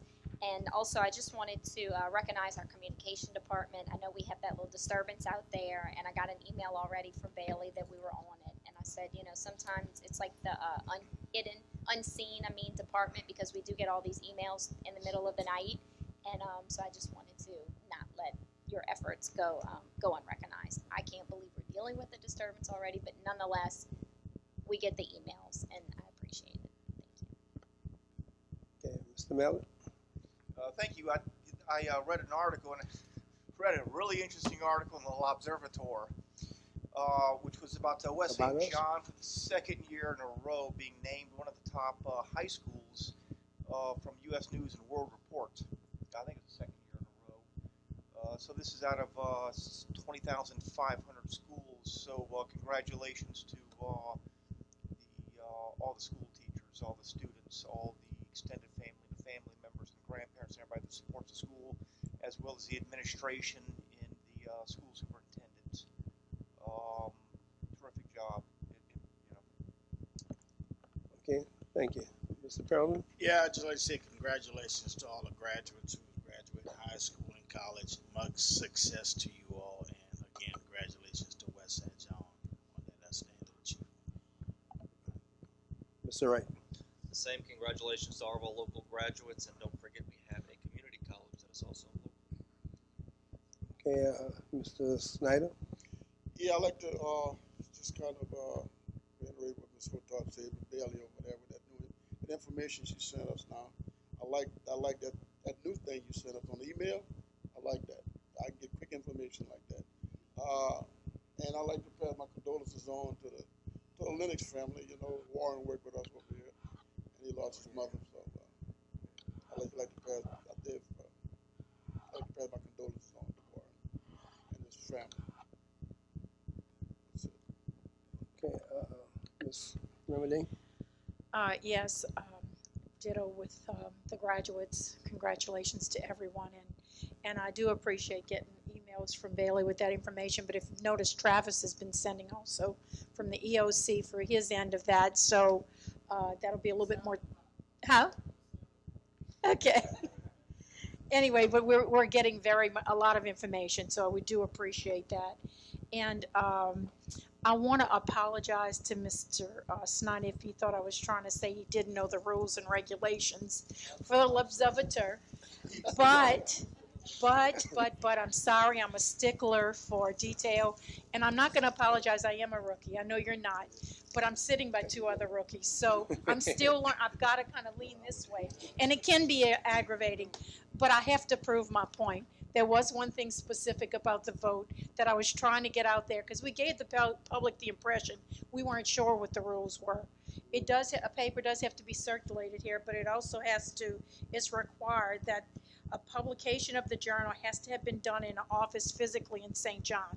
And I thought that was critical, that people realize it. It has to have been printed here in St. John at least for 5 years to be considered to get the bid. So I just wanted to make that public, that's all. Thank you so much. Okay, Mr. Bignell. Yeah, congratulations to all the graduates of the local high schools, and Mr. Malik, thank you for acknowledging my school and all the rest of you all. I graduated from there, so you know I'm extremely proud of the national award that they won. But yeah, class of '79, man, I'm proud of them. And also my condolences to the Baptiste family who lost Mrs. Willamese Baptiste Gordon, who lost her son today in a tragic accident. Okay, Mr. Swabaru. Yeah, congratulations to all the graduates, and also I'd like to thank Mr. Jerry Jones and EDC staff for the program they put on the past week, and all the business people and the tourist commission group that supported the function that you put on with the EDC program this past week. Okay, thank you. I'd like to echo just about everything everyone said, and like Mr. Bignell, I want to thank Mr. Mallett for recognizing West St. John, you know, and I want you to know, since Latour might print that, he's white, okay?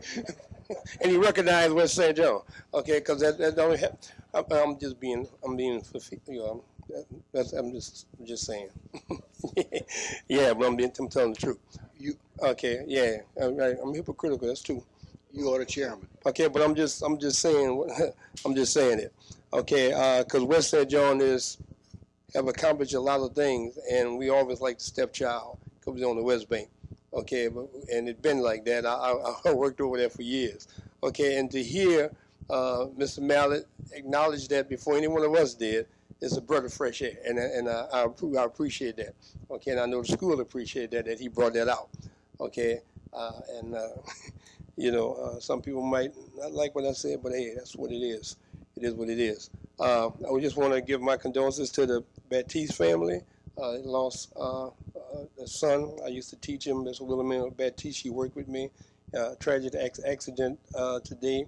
Warren Lennox, his mother, the loss of his mother. You know, whenever someone loses a child or a mother, it's real devastating, you know, and my condolences go out to those families.